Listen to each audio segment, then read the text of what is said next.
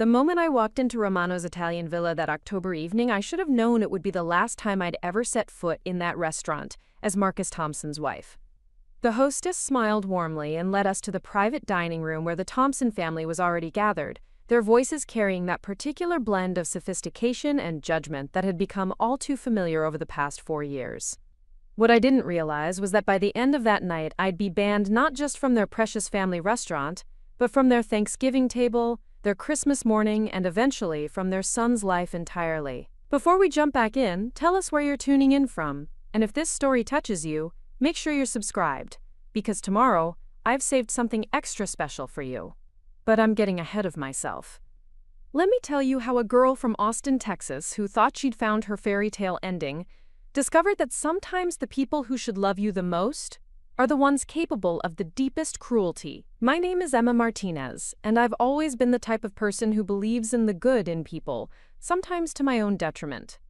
Growing up in a warm, chaotic household in Austin with my Mexican-American father who owned a small auto repair shop and my Irish mother who taught elementary school, I learned that love meant showing up, speaking up, and never letting the people you care about face their battles alone. My parents fought like hell when they disagreed, but they loved just as fiercely, and our dinner table was always open to anyone who needed a meal and a listening ear. When I moved to Illinois for graduate school at the University of Illinois at Chicago, I was excited about the adventure but homesick for that warmth.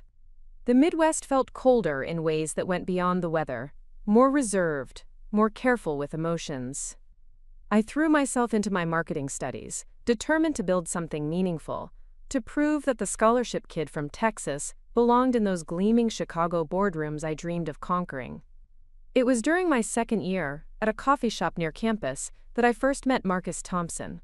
I was buried in textbooks, probably looking frazzled with my dark hair, escaping from what had started as a neat ponytail, when someone cleared their throat above me.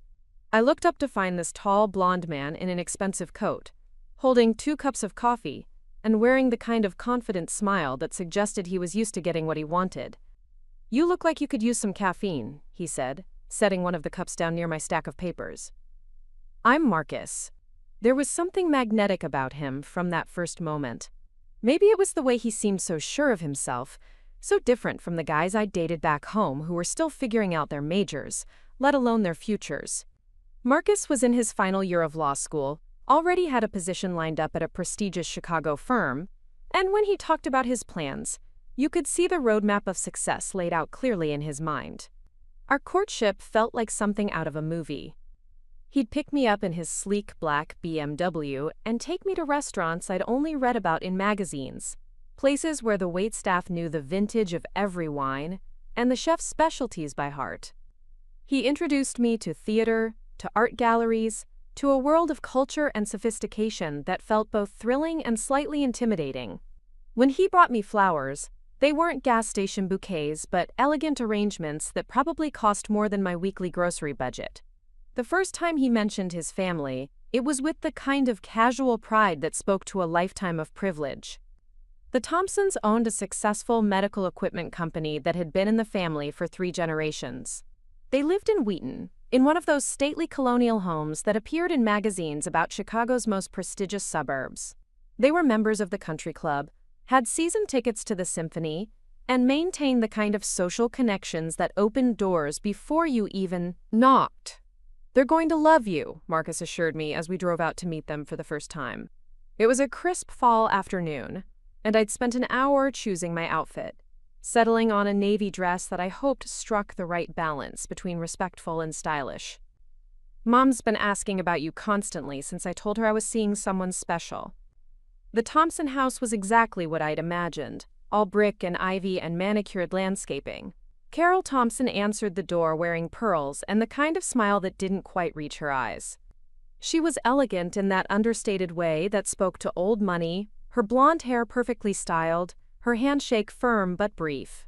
"Emma, how lovely to finally meet you," she said, though her gaze seemed to catalog everything from my shoes to my handbag in a matter of seconds. "Marcus has told us so much about you. Please come in." Robert Thompson was in the den, reading the Wall Street Journal with the kind of concentration most people reserved for medical diagnoses. He stood when we entered, tall and distinguished with gray hair and the same blue eyes as his son, extending a hand that felt like a business transaction. "So you're the young lady who's been keeping our Marcus so busy," he said with a chuckle that felt rehearsed. We were beginning to think he'd forgotten where he came from. Dinner was served in a dining room that looked like it belonged in a museum, complete with china that Carol mentioned had been in the family for 4 generations, and crystal that caught the light from an elaborate chandelier. The conversation flowed around topics I could contribute to but not quite lead, discussions of people they knew, places they'd traveled, investments and social obligations that formed the fabric of their world. I held my own, drawing on everything my parents had taught me about being gracious and interested in others, asking questions about their business and their travels. But I could feel something underneath the polite conversation, a sense that I was being evaluated against some invisible standard that no one had bothered to explain. It was when Carol mentioned Ashley that I first felt the shift in temperature. "You simply must meet Ashley," Carol said, her face lighting up in a way it hadn't when talking about anything else that evening. "She's married to Marcus's younger brother Kevin, and she's just wonderful. The most thoughtful girl, always thinking of others. She grew up here in Wheaton, actually, just a few blocks away. Her family's been part of our social circle for years." Marcus reached under the table and squeezed my hand, a gesture that should have been reassuring but somehow felt more like an apology. "Ashley's great," he said, though his tone was carefully neutral. "You'll meet her soon enough."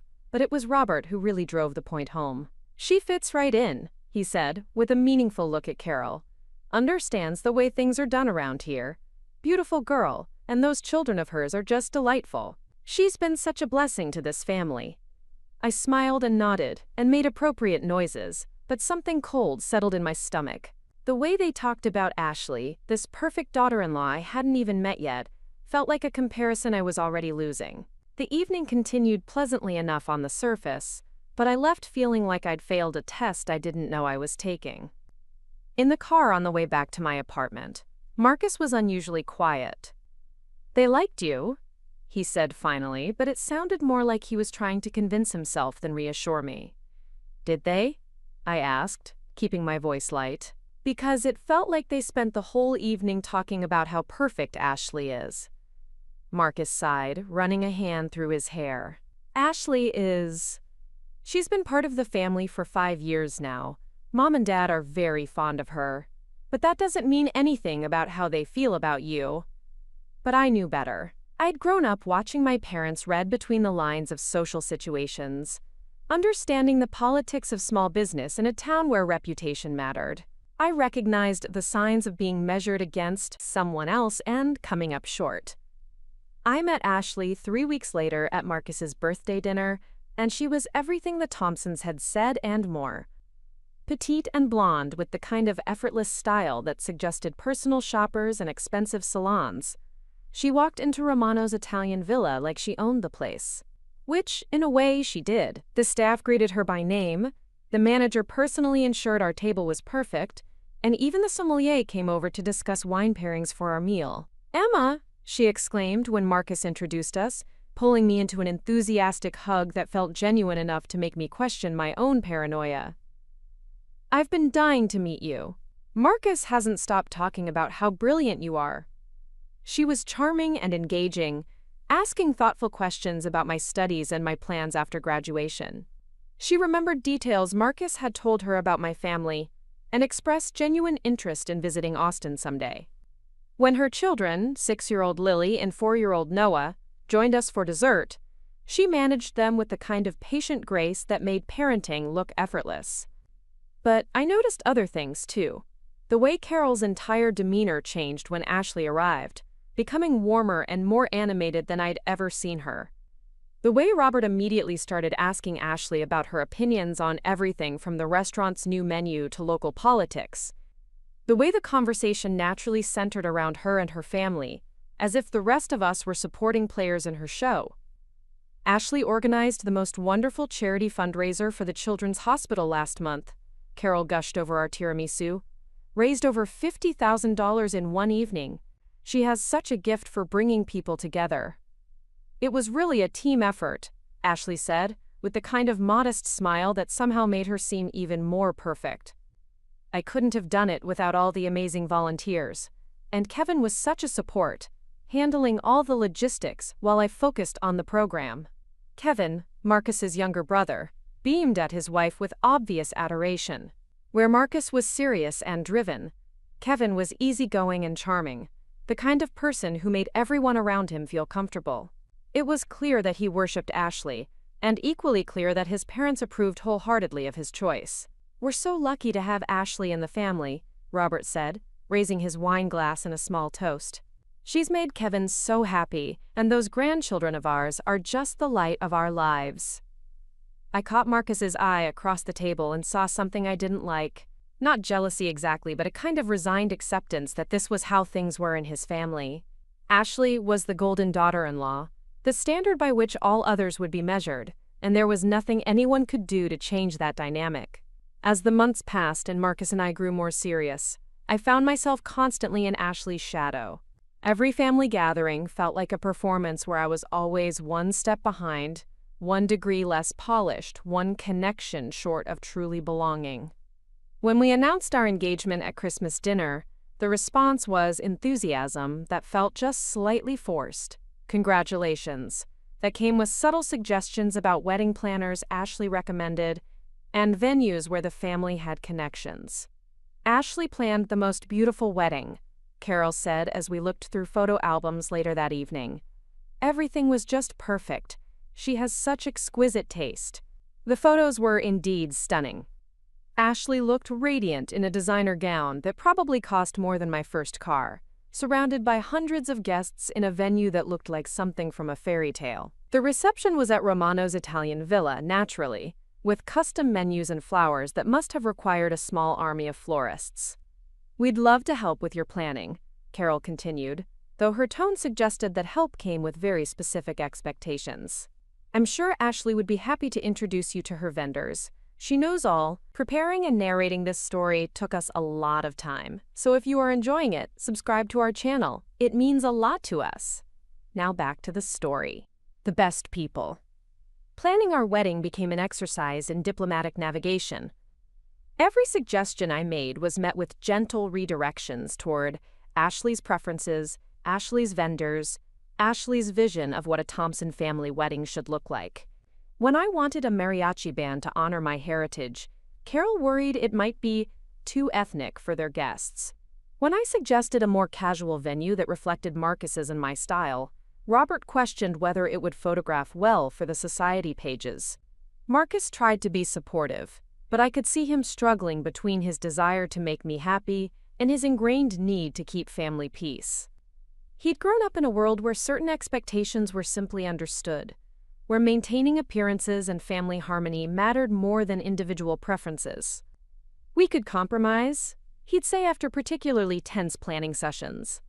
"Maybe we could have the mariachi band for the cocktail hour and something more traditional for dinner." But compromise felt like erosion, each small concession taking me further away from the celebration I'd dreamed of and closer to becoming someone I didn't recognize. By the time we walked down the aisle at a venue Ashley had recommended, wearing a dress from a salon Ashley had suggested, with flowers arranged by Ashley's florist, I felt like I was starring in someone else's wedding. The reception was at Romano's Italian villa, because of course it was. Chef Isabella Romano personally oversaw our menu, the same way she had for Ashley and Kevin's wedding, and the staff treated us with the kind of attention that suggested the Thompson name carried significant weight. It should have been perfect, and in many ways it was. But standing there in my beautiful borrowed life, surrounded by people who were trying very hard to accept me, I felt more alone than I had since moving to Illinois.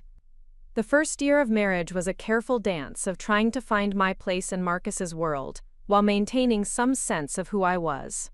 I threw myself into my career, landing a position at a prestigious marketing firm in downtown Chicago, proving that the girl from Austin could hold her own in the big leagues. I made friends with my colleagues, found a great yoga studio, and slowly built a life that felt authentically mine, at least during the hours when I wasn't navigating Thompson family expectations. But the holidays were always difficult. Every gathering felt like a test I was still failing, despite my best efforts to contribute, to fit in, to prove that I belonged. Ashley continued to be the perfect daughter-in-law, organizing family photos and coordinating gift exchanges, and somehow always knowing exactly what to say to make Carol laugh, or how to engage Robert in conversations about business or politics.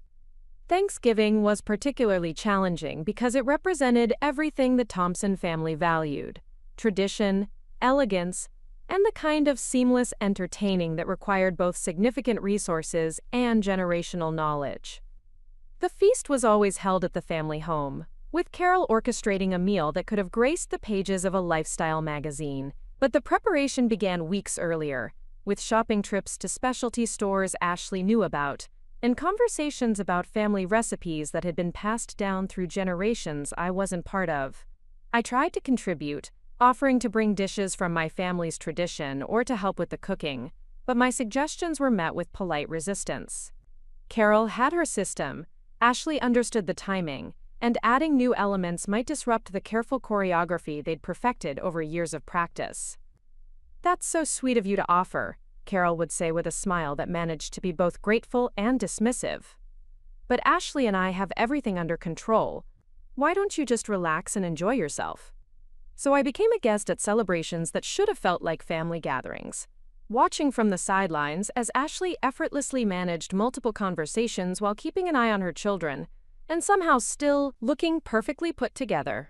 She knew which serving pieces went with which dishes, where extra chairs were stored, and how to coordinate the timing so that everything appeared on the table simultaneously and at the perfect temperature.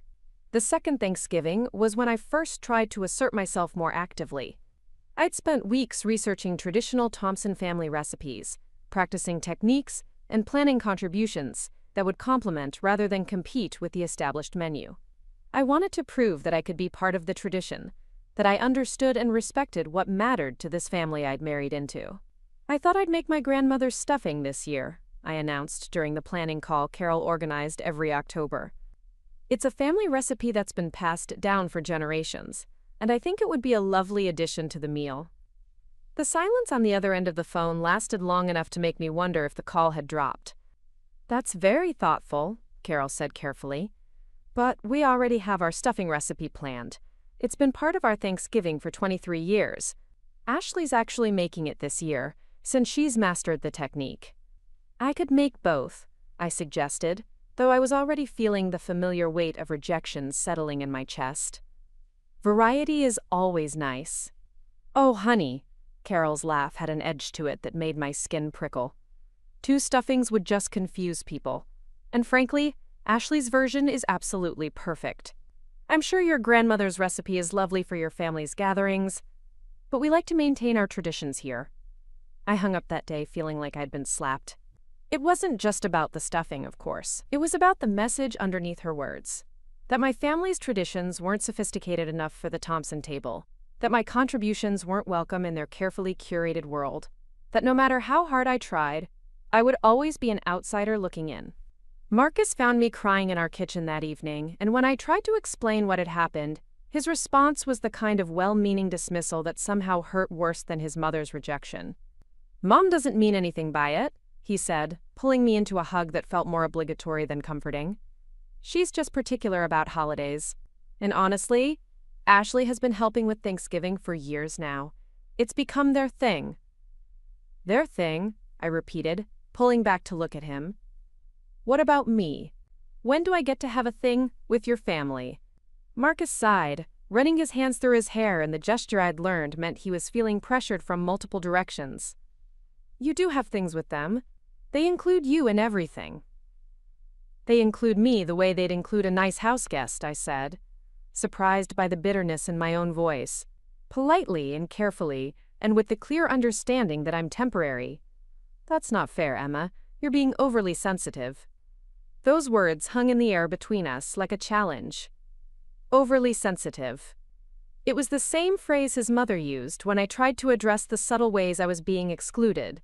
The same dismissal I'd been hearing for months whenever I attempted to voice my growing frustration with my place in his family. That Thanksgiving I sat at their elegantly appointed table, eating Ashley's perfect stuffing, and listening to Robert praise her organizational skills while Carol gushed about how fortunate they were to have such a thoughtful daughter-in-law. I smiled and nodded and played my part, but something fundamental had shifted inside me. I was beginning to understand that no amount of effort on my part was going to change the dynamic I'd walked into, and worse, that my own husband saw my hurt as unreasonable rather than valid. The third year brought new challenges as Ashley announced she was pregnant with their third child. The news was met with such overwhelming joy and excitement that you would have thought she'd discovered a cure for cancer rather than simply achieved something millions of women do every year. Carol immediately began planning baby showers and shopping trips, discussing nursery themes and maternity fashion with the kind of enthusiasm she'd never shown for any of my accomplishments. "Ashley's glowing, isn't she?" Carol said during one of our monthly dinners at Romano's Italian Villa. "Pregnancy suits her so beautifully. She's one of those women who just blooms when she's expecting." I was 31 years old and had been married for 2 years. The question of children had come up in conversations with Marcus, but we'd decided to wait until we were more financially established and had settled into our careers. It was a practical decision that made sense for our timeline, but sitting there listening to his family celebrate Ashley's fertility, I felt the weight of yet another way I was falling short of their expectations. "When are you and Marcus going to give us some grandchildren?"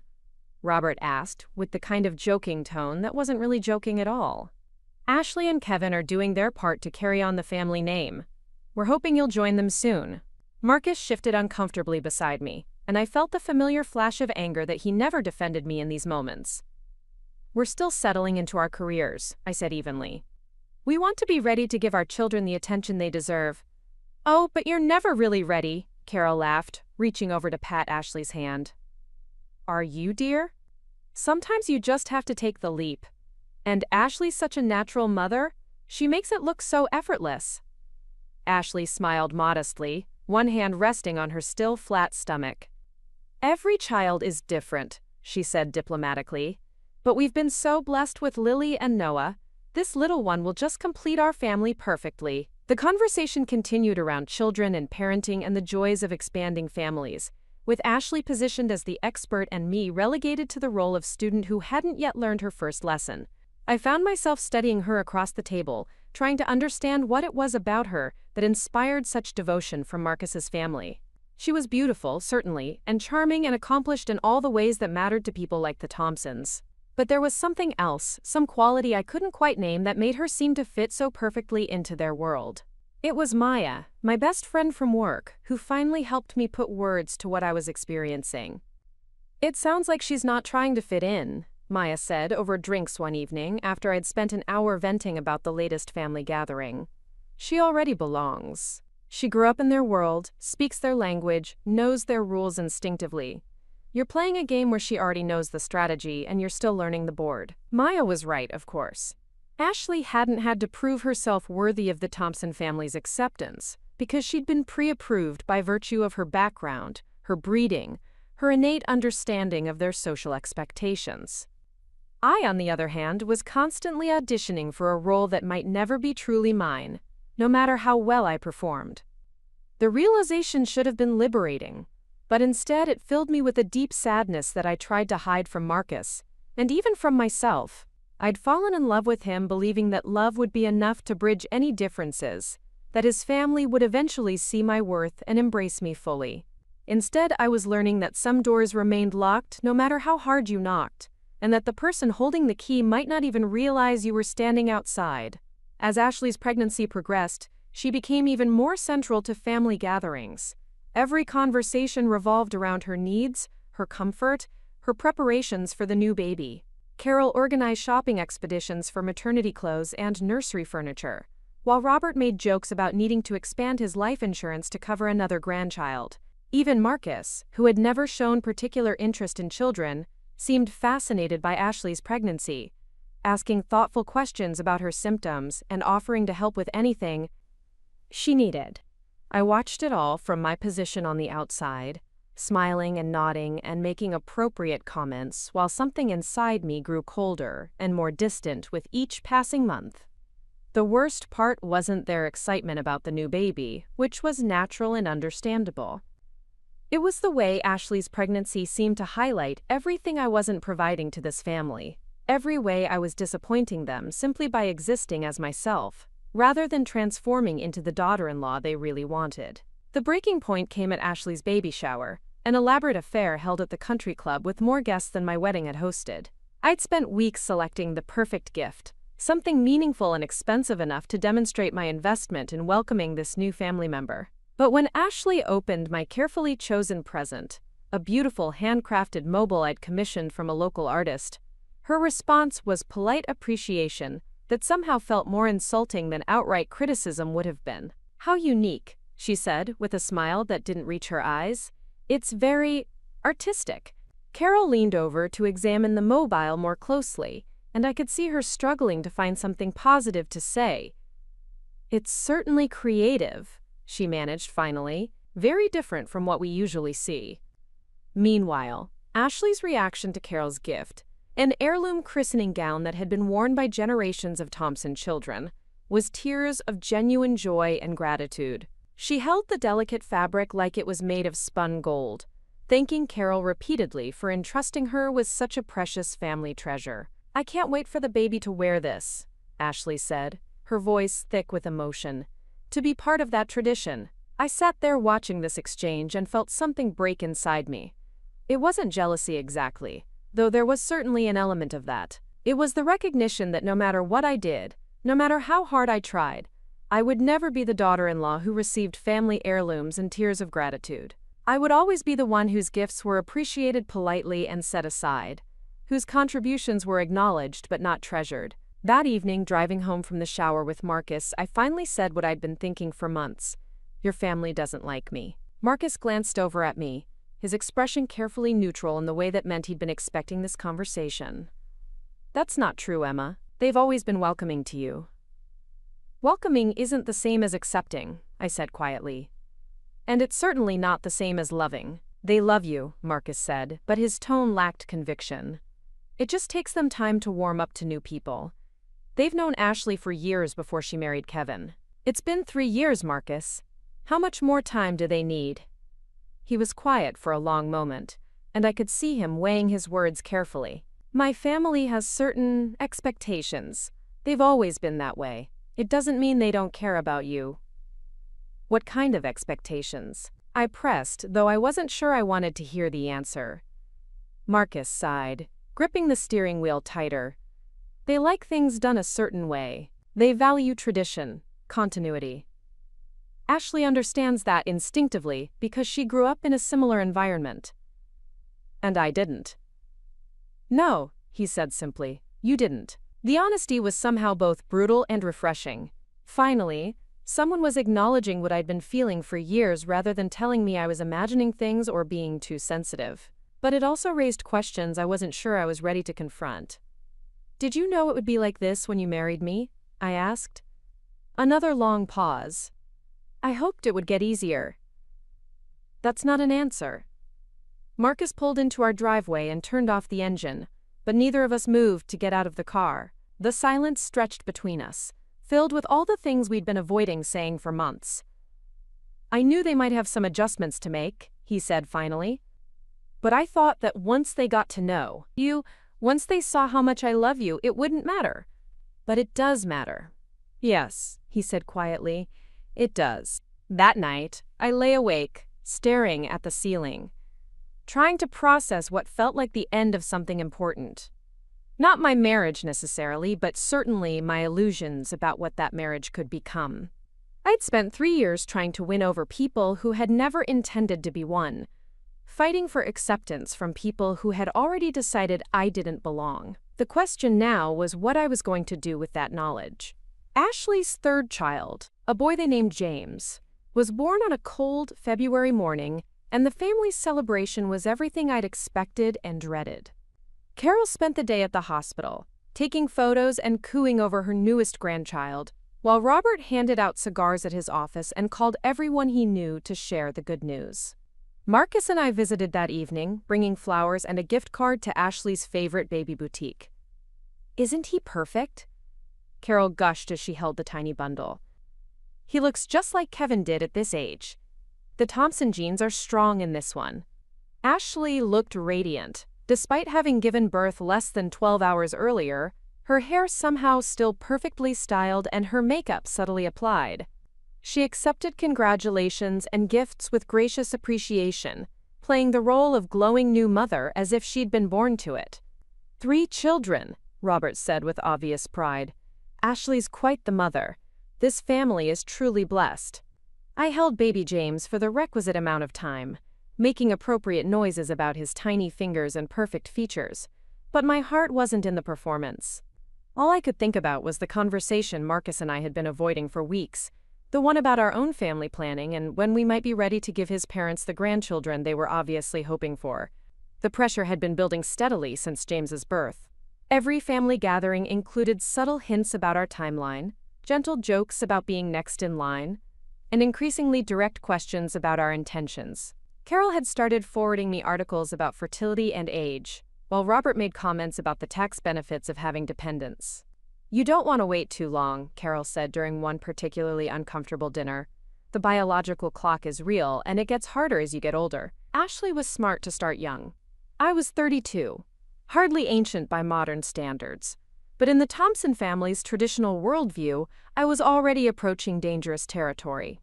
The fact that Ashley had started having children at 24 gave her a significant advantage in their eyes.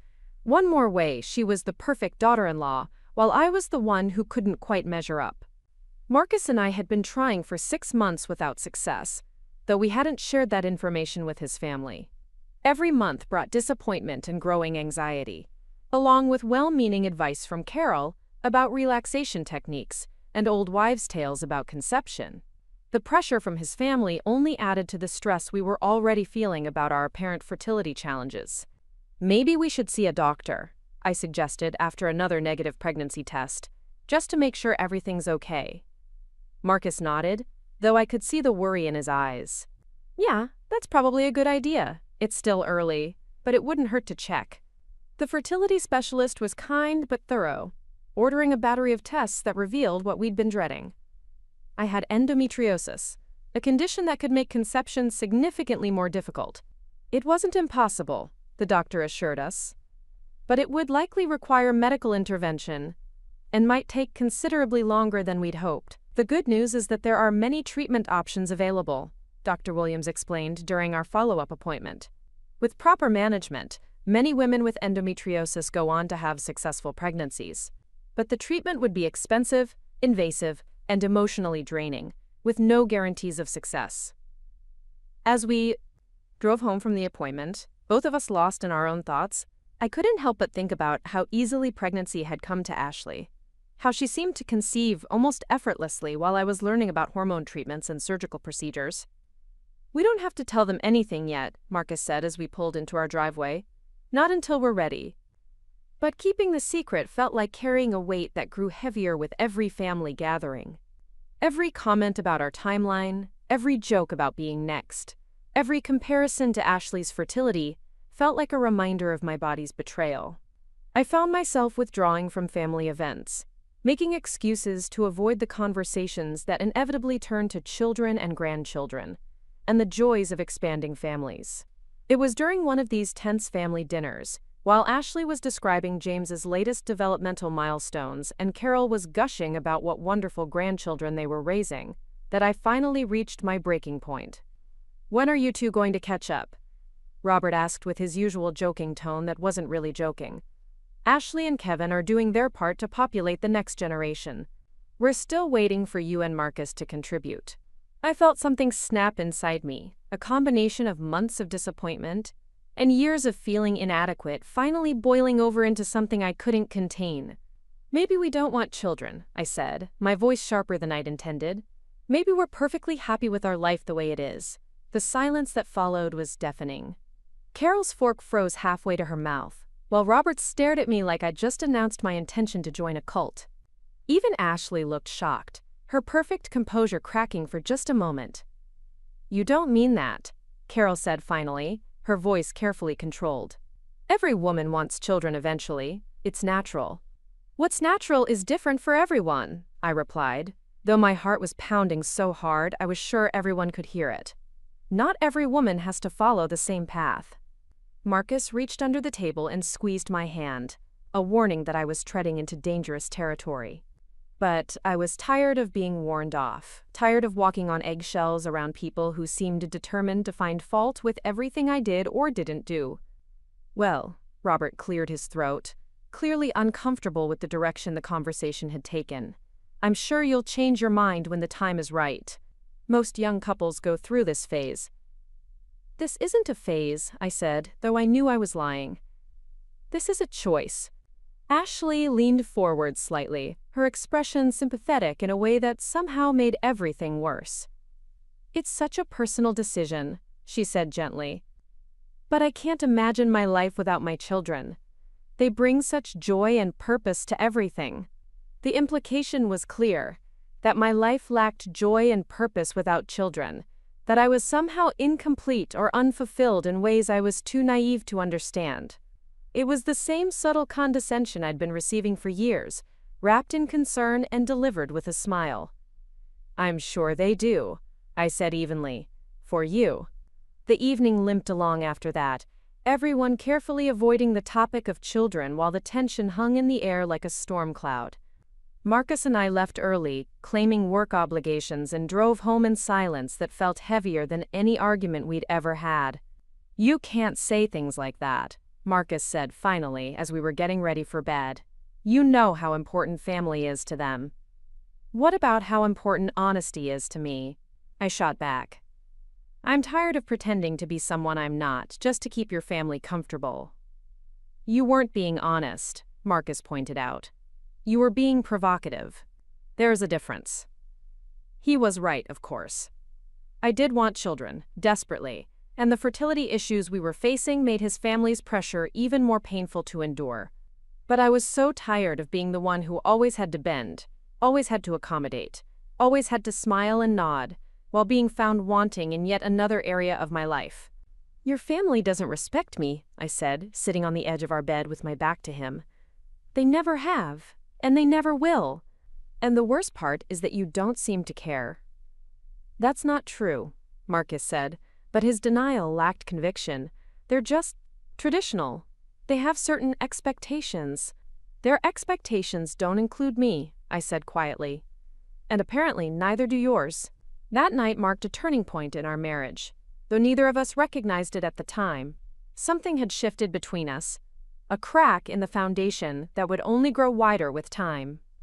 I started to see Marcus not as my partner and advocate, but as someone who would always choose his family's comfort over my well-being, who would always find ways to justify their behavior rather than defending me against it.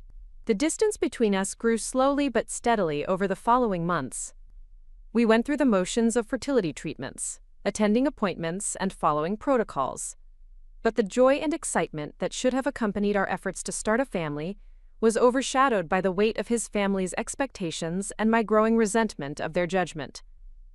Ashley's success as a mother became an even more prominent feature of family gatherings as James grew from infant to toddler. She managed 3 children under 6 with the kind of grace that made parenting look effortless, always appearing calm and put together even when dealing with tantrums or tears. Carol never missed an opportunity to praise Ashley's maternal instincts, her organizational skills, her ability to balance motherhood with maintaining her appearance and social obligations. Ashley just has such a gift, Carol would say, watching Ashley manage all 3 children during family dinners. Some women are natural mothers, and she's definitely one of them. The implication, never stated but always present, was that I was not one of those women. Every month that passed without a pregnancy announcement from Marcus and me seemed to confirm their suspicions that I was either unwilling or unable to provide the grandchildren they were eagerly anticipating. It was during this period of growing tension and disappointment that I made a decision that would change everything. I stopped trying to win over Marcus's family and started focusing on building a life that made me happy regardless of their approval. I threw myself into my career with renewed energy, taking on challenging projects and building relationships with colleagues who appreciated my skills and perspective. I reconnected with friends I'd neglected while trying to fit into the Thompson family's social circle, rediscovering parts of myself that had gotten lost in the effort to become someone I thought they wanted me to be. Maya noticed the change immediately. "You seem different," she said during one of our regular happy hour sessions. "Lighter somehow." "I've stopped caring about things I can't control," I told her, which wasn't entirely true but felt like progress. If Marcus's family doesn't like me, that's their problem, not mine. But even as I was learning to build emotional walls against their rejection, I couldn't escape the growing realization that my marriage was in serious trouble. Marcus and I were like roommates who happened to share a last name, polite and considerate but increasingly distant. The fertility treatments had put additional strain on our relationship, with their demands for precise timing and medical intervention that made what should have been intimate feel clinical and scheduled. After 8 months of unsuccessful attempts to conceive, even with medical assistance, Dr. Williams suggested we consider taking a break from treatment. "Sometimes the stress of trying can actually interfere with conception," she explained during what felt like our 100th appointment. "A few months of just living your lives, without the pressure of schedules and medications, might be exactly what you need." Marcus and I agreed to the break, though I suspected we were both relieved to step away from the emotional roller coaster of monthly hope and disappointment. But the break also meant we had to face the reality of our relationship, without the distraction of shared medical goals and treatment schedules. "I don't know how to talk to you anymore," Marcus admitted one evening as we sat in our living room, both of us staring at our phones instead of each other. "It feels like everything I say is wrong." "Maybe that's because you never say anything," I replied, not looking up from my screen. "When your family criticizes me, you're silent. When they pressure us about children, you're silent. When they make me feel like I'm not good enough, you're silent." "I don't know what you want me to say," Marcus said, his voice rising slightly. "They're my family. I can't change who they are." "You could defend me," I said, finally meeting his eyes. "You could stand up for us, for our marriage, for our decisions. Instead, you act like their opinions matter more than mine." "That's not fair," Marcus protested. "You know I love you." "Do you?" I asked, the question surprising both of us with its directness. "Because loving someone means protecting them, supporting them, choosing them, and I haven't felt chosen by you in a very long time." The conversation ended there, both of us too exhausted and hurt to continue. But the question lingered between us. Did Marcus love me enough to stand up to his family's expectations, or would he always be the dutiful son who chose family harmony over his wife's happiness? I got my answer sooner than I expected, and in a way that shattered whatever remaining hope I had for our marriage. It happened on a Saturday evening in early October, exactly 4 years after that first dinner at the Thompson house where I'd been measured against Ashley and found wanting. Marcus and I had been invited to Ashley's birthday celebration at Romano's Italian Villa, the restaurant that had become the backdrop for so many of the family's significant moments. I almost declined the invitation, claiming work obligations, but Marcus had insisted we attend. "It's important to Ashley," he said, using the tone that meant he wasn't going to take no for an answer. "And you know how Mom feels when we miss family events." So I put on a dress I knew Carol would approve of, fixed my makeup, and prepared to spend another evening playing my role as the disappointing daughter-in-law who couldn't quite measure up to the family's golden child. What I didn't expect was that by the end of the night I would no longer have to worry about playing that role at all, because sometimes, when you've been walking on eggshells for so long that you forget what solid ground feels like, the universe has a way of showing you exactly where you stand. And on that October evening, with the warm lights of Romano's Italian villa casting shadows that felt more like omens than ambiance, I was about to discover that my place in the Thompson family was even more precarious than I'd ever imagined. The private dining room at Romano's Italian villa was decorated with the kind of understated elegance that screamed expensive taste. Soft white roses adorned every table, candles flickered in crystal holders, and the lighting had been adjusted to that perfect warm glow that made everyone look like they belonged in a magazine spread. Ashley's birthday celebration was, predictably, flawless in every detail. I watched from across the room as she moved through the gathered guests like a queen holding court. She wore a stunning emerald green dress that complemented her blonde hair perfectly, and every conversation she joined seemed to light up with laughter and animated discussion. This wasn't just a birthday party, I realized as I observed the guest list. This was a carefully curated social event designed to showcase Ashley's position at the center of not just the Thompson family, but their entire social circle. "Emma, you look lovely tonight," Carol said, appearing at my elbow with a glass of champagne. Her tone was warm, but I'd learned to read the subtle evaluations in her compliments. The way her eyes lingered on my dress suggested it passed inspection, though probably just barely. "Thank you," I replied, accepting the champagne. "Ashley looks radiant. You've done a beautiful job with the decorations." "Oh, I can't take credit," Carol laughed, waving her hand dismissively. "Ashley planned everything herself. She has such exquisite taste. Look at those centerpieces. Absolutely gorgeous. She found those roses at some specialty florist in Lincoln Park." Of course she did. Ashley didn't just have a birthday party, she curated an experience that would be photographed and discussed for weeks afterward. I sipped my champagne and tried to summon enthusiasm for another evening of watching the Thompson family celebrate their perfect daughter-in-law. Marcus appeared beside me, looking handsome in his navy suit and silver tie. "You okay?" he asked quietly, though his attention seemed divided between our conversation and the room full of people he needed to greet. "Fine," I said, which we both knew was code for anything but fine, just admiring Ashley's party planning skills.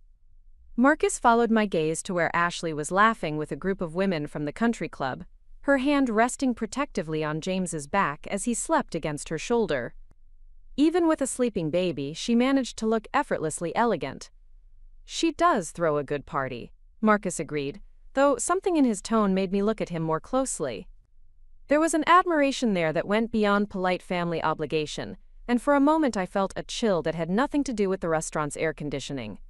The evening progressed with the kind of choreographed socializing that the Thompson family had perfected over generations. Conversations flowed from business connections to social obligations to shared memories of exclusive events I'd never attended. I found myself nodding along to discussions about people I didn't know and places I'd never been, playing the role of interested observer while feeling increasingly invisible. It was during the dinner course that I first noticed the change in dynamics I'd been too distracted to see before. Marcus wasn't just being polite to Ashley, he was being attentive in a way that went beyond brotherly concern. When she mentioned that James had been fussy during his afternoon nap, Marcus immediately offered suggestions based on articles he'd read about infant sleep patterns. When she laughed at one of Robert's stories, Marcus watched her with the kind of focus usually reserved for someone you find genuinely fascinating. "Marcus has been such a help with the children," Ashley said during a lull in conversation, her hand briefly touching his arm in a gesture that seemed casual, but lingered just a moment too long. "He has such a natural way with them. James absolutely adores his Uncle Marcus." Carol beamed at this praise of her son, while Robert nodded approvingly. "Marcus always was good with children," Carol said. "Even as a boy, he had such patience with the neighbor kids. He'll make a wonderful father someday." The comment hit like a physical blow, though I tried to keep my expression neutral. We'd been trying to conceive for over a year, through medical interventions and mounting disappointment, while Ashley produced children with apparent ease. Now his family was discussing his future as a father as if I weren't sitting right there, as if my presence and our struggles were irrelevant to their vision of his life. "Speaking of which," Robert said with his usual jovial tone that carried an edge of expectation, "any news on that front, you two?" The question hung in the air like a challenge. Every eye at the table turned to Marcus and me, waiting for an update on our reproductive timeline. I felt my throat tighten, knowing that any answer I gave would be inadequate. "We're still working on it," Marcus said carefully, which was both true and completely insufficient for his family's curiosity. "Well, don't wait too long," Carol said with a laugh that didn't quite mask her concern. "Ashley started having children young, which was so smart. The longer you wait, the more complicated things become." "Mother," Ashley said gently, though her tone suggested mild embarrassment rather than genuine objection. "Everyone has their own timeline. But the damage was done." The comparison had been made explicit. Ashley, the smart one who started having children young, and me, the one who was waiting too long and making things complicated. I caught Marcus's eye across the table, looking for some sign of support or defense, but he was studying his wine glass as if it contained the secrets of the universe. Of course, Carol said quickly, realizing she'd overstepped. I just mean that children bring such joy to a family. Look at how happy Kevin and Ashley are with their 3 little ones. As if summoned by her words, Kevin appeared with Lily and Noah, both freshly cleaned up from whatever adventure they'd been having in the restaurant's garden area. The children immediately gravitated toward Ashley, who somehow managed to incorporate them into the adult conversation without missing a beat. "Mommy, can we have cake now?" Lily asked, her small voice carrying clearly through the dining room. "After Uncle Marcus gives his speech, sweetheart," Ashley said, smoothing Lily's hair with practiced maternal grace. "Remember what we talked about? Good things come to those who wait." I watched this exchange with growing unease, not because of anything Ashley did wrong, but because of the way Marcus was watching it. There was something in his expression that I'd never seen before, a kind of longing that had nothing to do with brotherly affection, and everything to do with the life Ashley represented. When Marcus stood to give his speech celebrating Ashley's birthday, I felt a premonition of disaster that I couldn't quite articulate. He spoke beautifully about family and tradition, about the importance of having someone like Ashley who understood what mattered and made everyone around her better. He talked about her grace under pressure, her natural abilities as a mother, and her gift for bringing people together. "Ashley isn't just Kevin's wife or my sister-in-law," Marcus said, raising his glass toward her. "She's become the heart of this family, the person who shows us all what it means to live with purpose and joy. We're all better people because she's in our lives." The applause was enthusiastic, and Ashley's smile was radiant as she accepted the toast. But I caught something in her expression as she looked at Marcus, a moment of connection that felt far too intimate for a family gathering. When their eyes met across the table, there was a current of understanding that excluded everyone else in the room, including me. The realization hit me like a physical blow. My husband was in love with his brother's wife. The rest of the evening passed in a blur of forced smiles and mechanical responses to conversation I wasn't really hearing. I watched Marcus and Ashley interact with new eyes, seeing the subtle ways they found excuses to talk to each other, the slightly too long eye contact, the careful distance they maintained that somehow felt more intimate than if they'd been standing together. I observed Kevin's oblivious contentment as he played with his children, completely unaware of the undercurrents swirling around his marriage.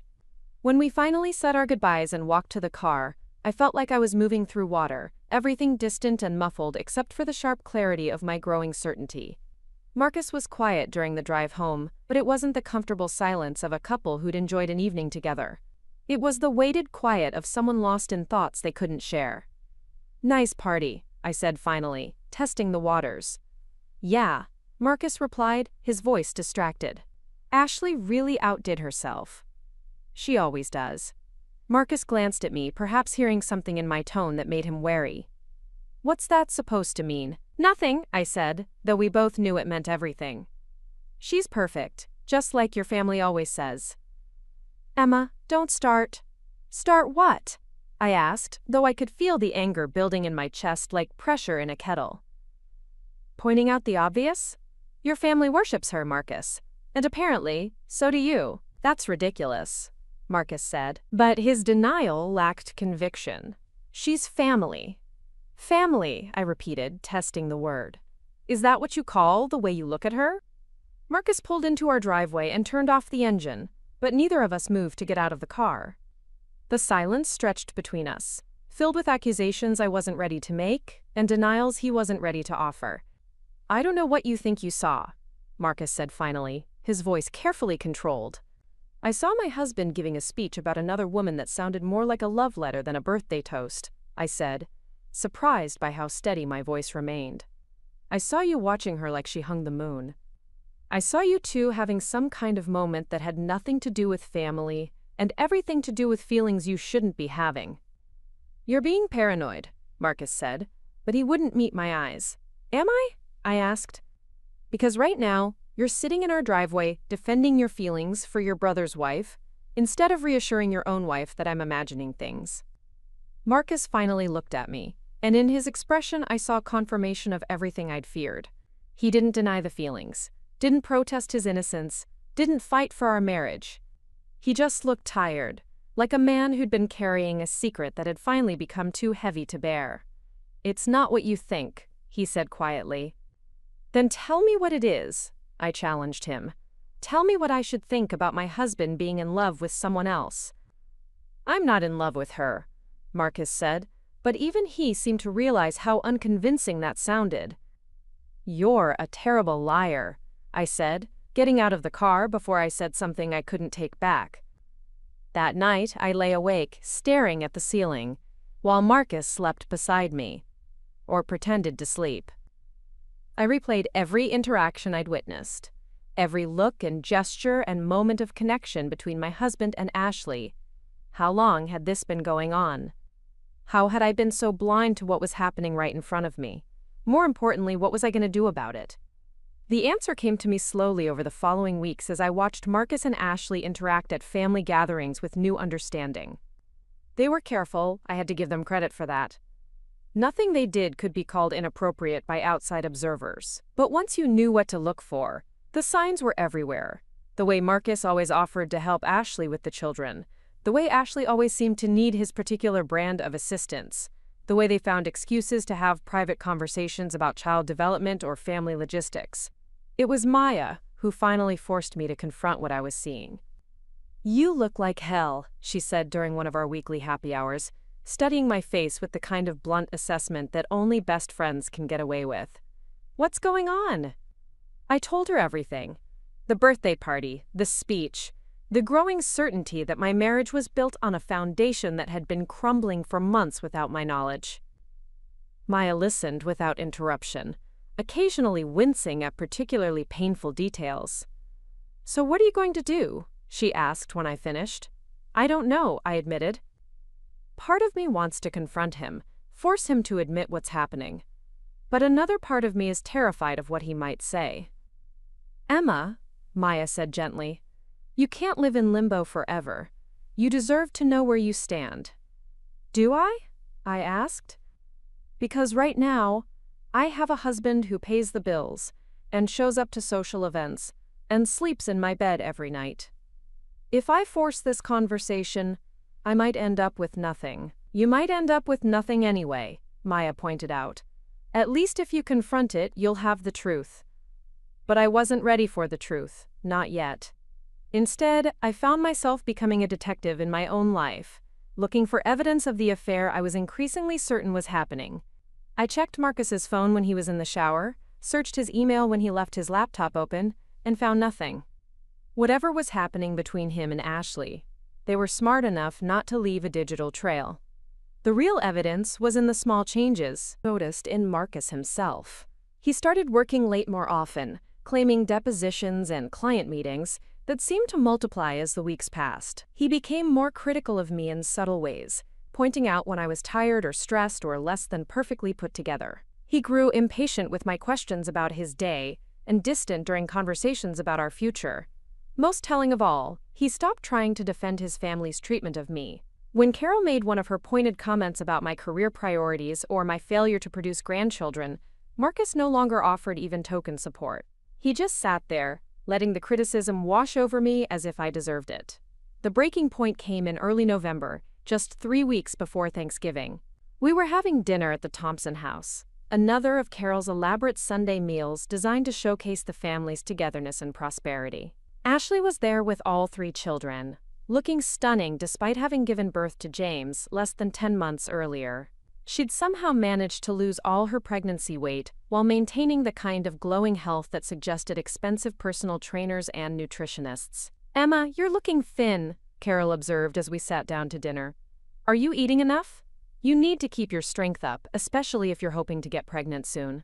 The comment was delivered with Carol's usual blend of concern and criticism, suggesting that my appearance was somehow both inadequate and potentially responsible for our fertility struggles. I felt my jaw clench, but before I could respond, Ashley jumped in with what seemed like support. "Oh, I think Emma looks wonderful," Ashley said with a bright smile. "That jacket is so flattering on you. Where did you find it?" It should have been a kindness, but something in Ashley's tone made it feel like another evaluation. The way she complimented my jacket felt less like genuine appreciation and more like the kind of polite observation you'd make about a child's art project. "Thank you," I said evenly. "I got it at Nordstrom." "Such a good store," Ashley agreed. "I love their personal shopping service. It's so helpful when you don't have time to really browse." The implication was subtle but clear, that I had bought something off the rack while she had access to personalized service, that my fashion choices reflected a lack of sophistication rather than simple preference. It was the kind of insult disguised as conversation that Ashley had perfected over the years. But what really caught my attention was Marcus's reaction. Instead of changing the subject or defending me, he was nodding along as if Ashley's assessment of my shopping habits was both reasonable and insightful. "Emma's always been practical about clothes," he said, which somehow managed to sound like both an agreement and an apology.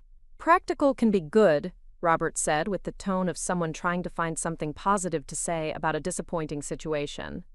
"Not everyone needs to be fashion-forward." I sat there listening to my husband and his family discuss my shortcomings as if I weren't present, feeling something inside me grow cold and hard.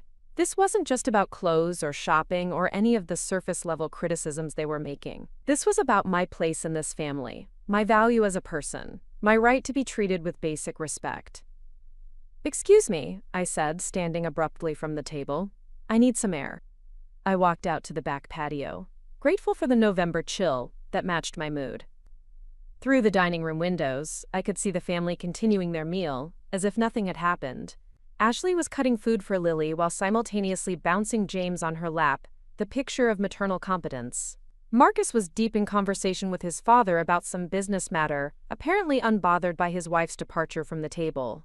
I stood there in the cold, watching this tableau of domestic perfection, and finally understood what I'd been refusing to see for months.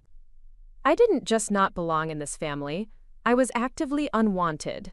They tolerated me because Marcus had married me, but given their choice, they would replace me with someone more suitable to their standards. Someone like Ashley. And Marcus, I was beginning to realize, would be perfectly fine with that arrangement. When I finally went back inside, the conversation had moved on to holiday planning. Carol was discussing Thanksgiving menu options with Ashley while the men debated football playoffs.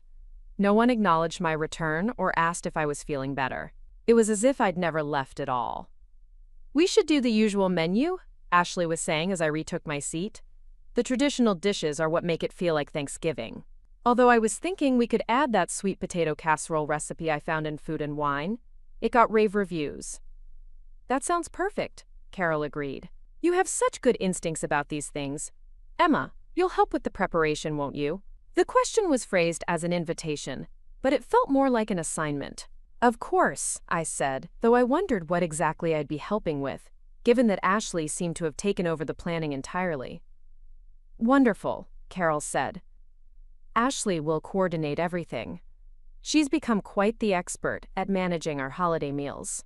I looked around the table, taking in the faces of people who had never really wanted me there, who had spent 4 years waiting for me to transform into someone more acceptable, who had finally given up hope of that transformation. The only thing that surprised me was how little it hurt anymore. The sharp pain of rejection had been worn down by repetition into something more like numbness. "Actually," I said, the words coming out before I'd fully formed the thought, "I don't think I'll be able to make it to Thanksgiving this year." The silence that followed was immediate and complete. Every conversation stopped. Every fork paused halfway to its destination. Every eye turned toward me with expressions ranging from confusion to disapproval. "What do you mean?" Carol asked, her voice carefully controlled. "I mean, I won't be attending Thanksgiving dinner," I said, surprised by how calm I sounded.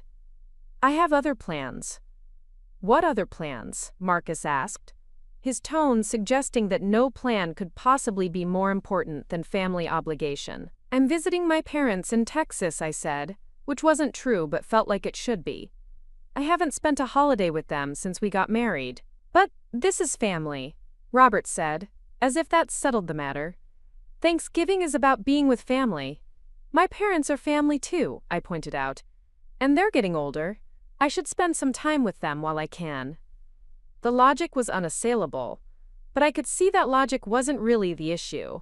The issue was that I was disrupting their carefully planned holiday celebration, challenging their assumption that Marcus's family automatically took precedence over mine.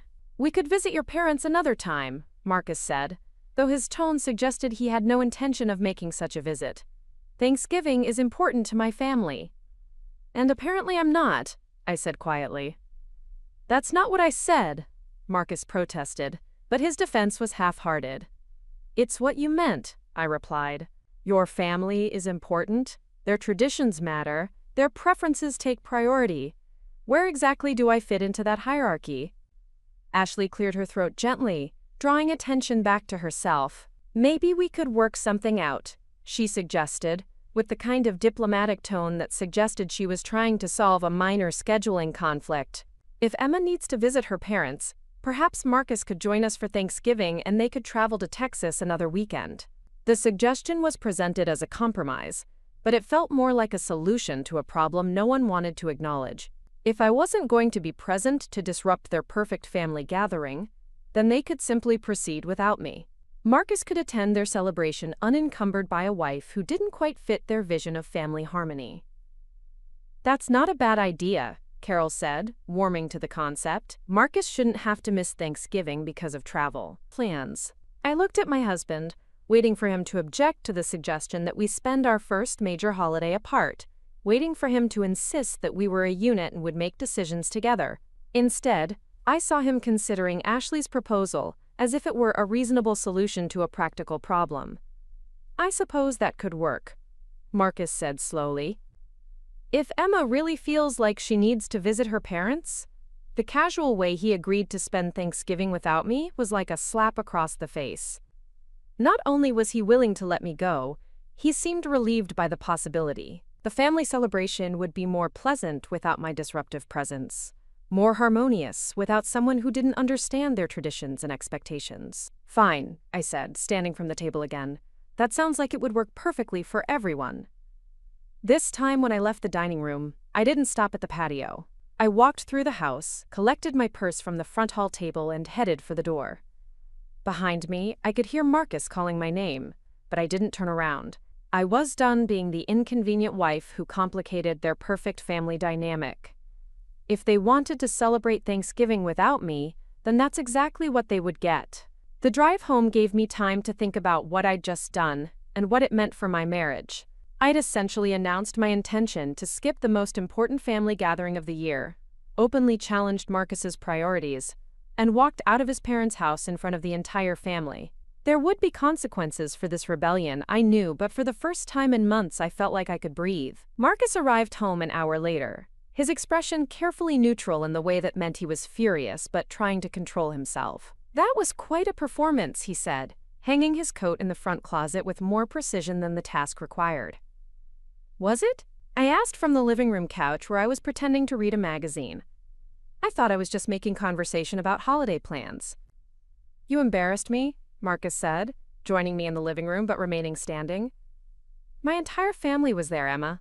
You can't just storm out of dinner because you don't like the conversation."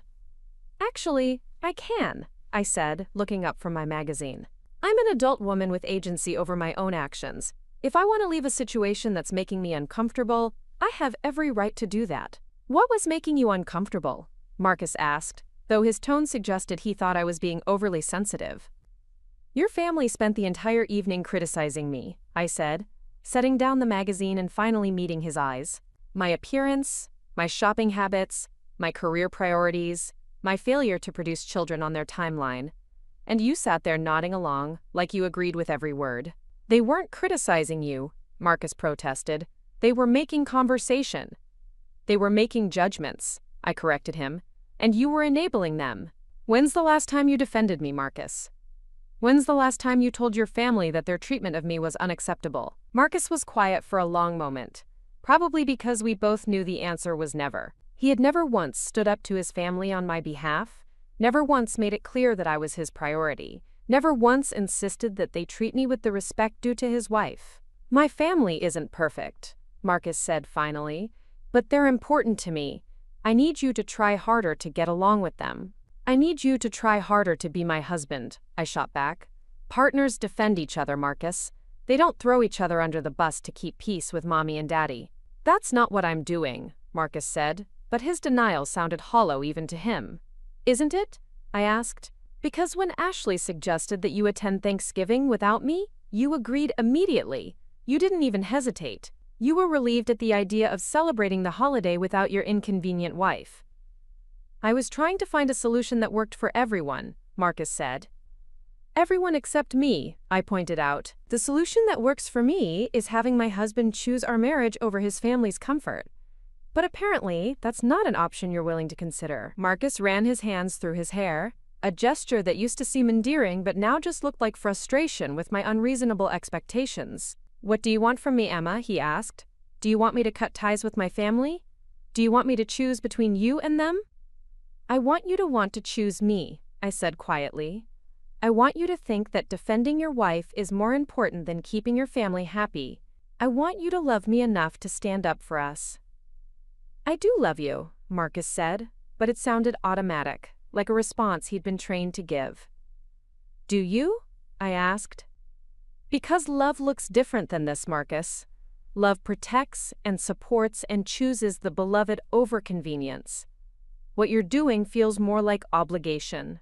The conversation ended there, both of us too exhausted and hurt to continue. But something fundamental had shifted between us, and we both knew there was no going back to the careful politeness we'd been maintaining for months.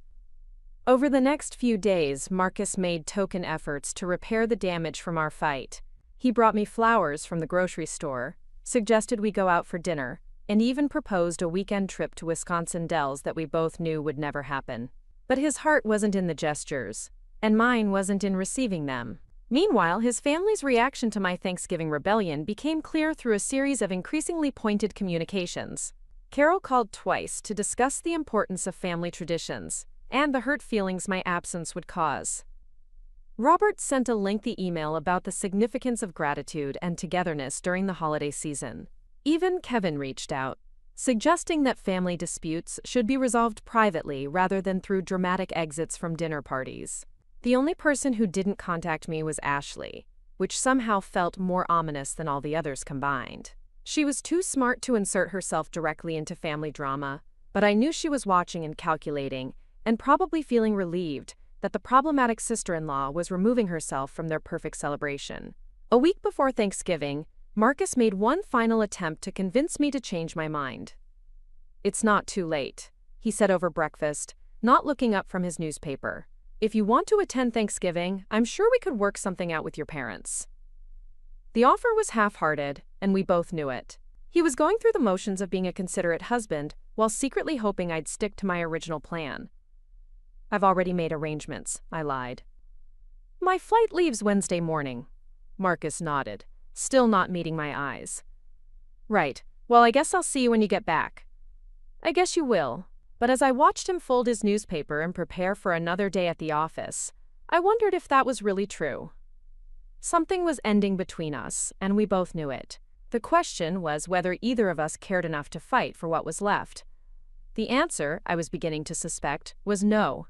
Wednesday morning arrived gray and cold, matching my mood as I packed a suitcase I had no intention of using for a trip to Texas.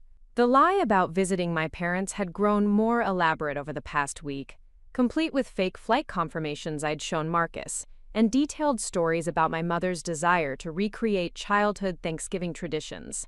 It was easier than admitting the truth, that I had nowhere to go and no real plan beyond avoiding the Thompson family celebration that would undoubtedly showcase everything I could never be. Marcus left for work early that morning, kissing my cheek with the kind of perfunctory affection that had become our default over the past months. Have a safe flight, he said, already mentally preparing for his day at the office and the family gathering that evening.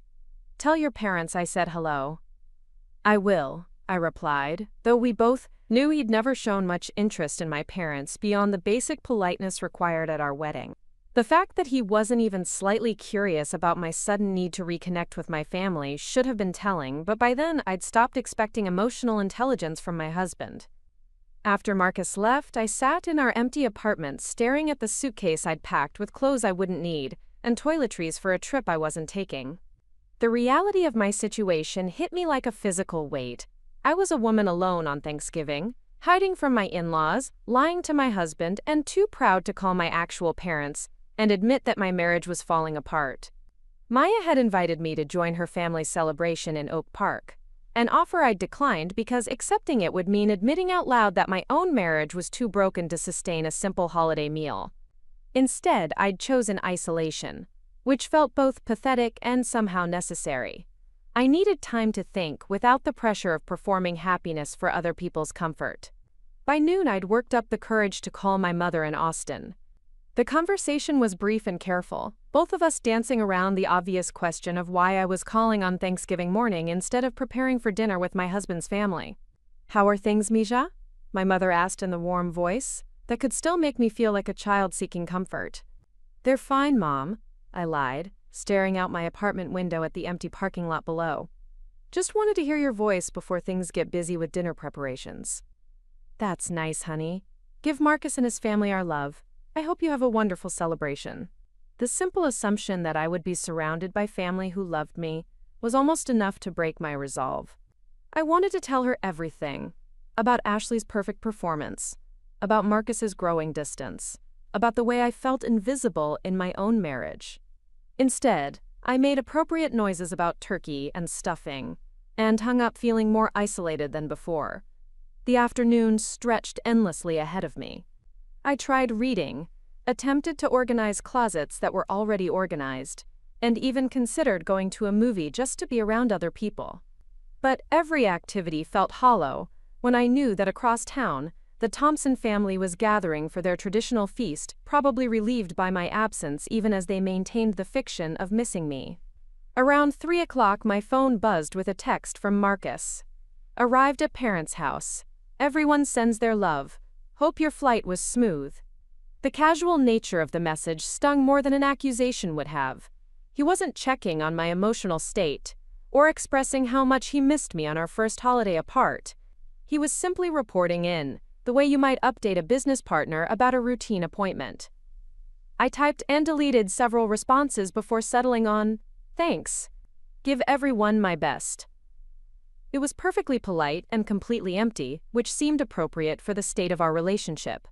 As evening approached, I found myself doing something I'd sworn I wouldn't do: stalking the Thompson family's social media accounts. Carol had posted a series of photos from their Thanksgiving preparation, showing Ashley arranging flowers while managing all 3 children with apparent ease.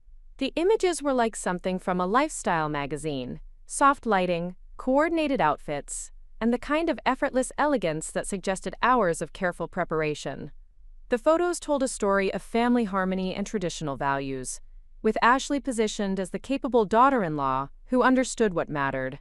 There was even a picture of her and Marcus working together in the kitchen, both of them laughing at some shared joke, while Carol looked on with obvious approval.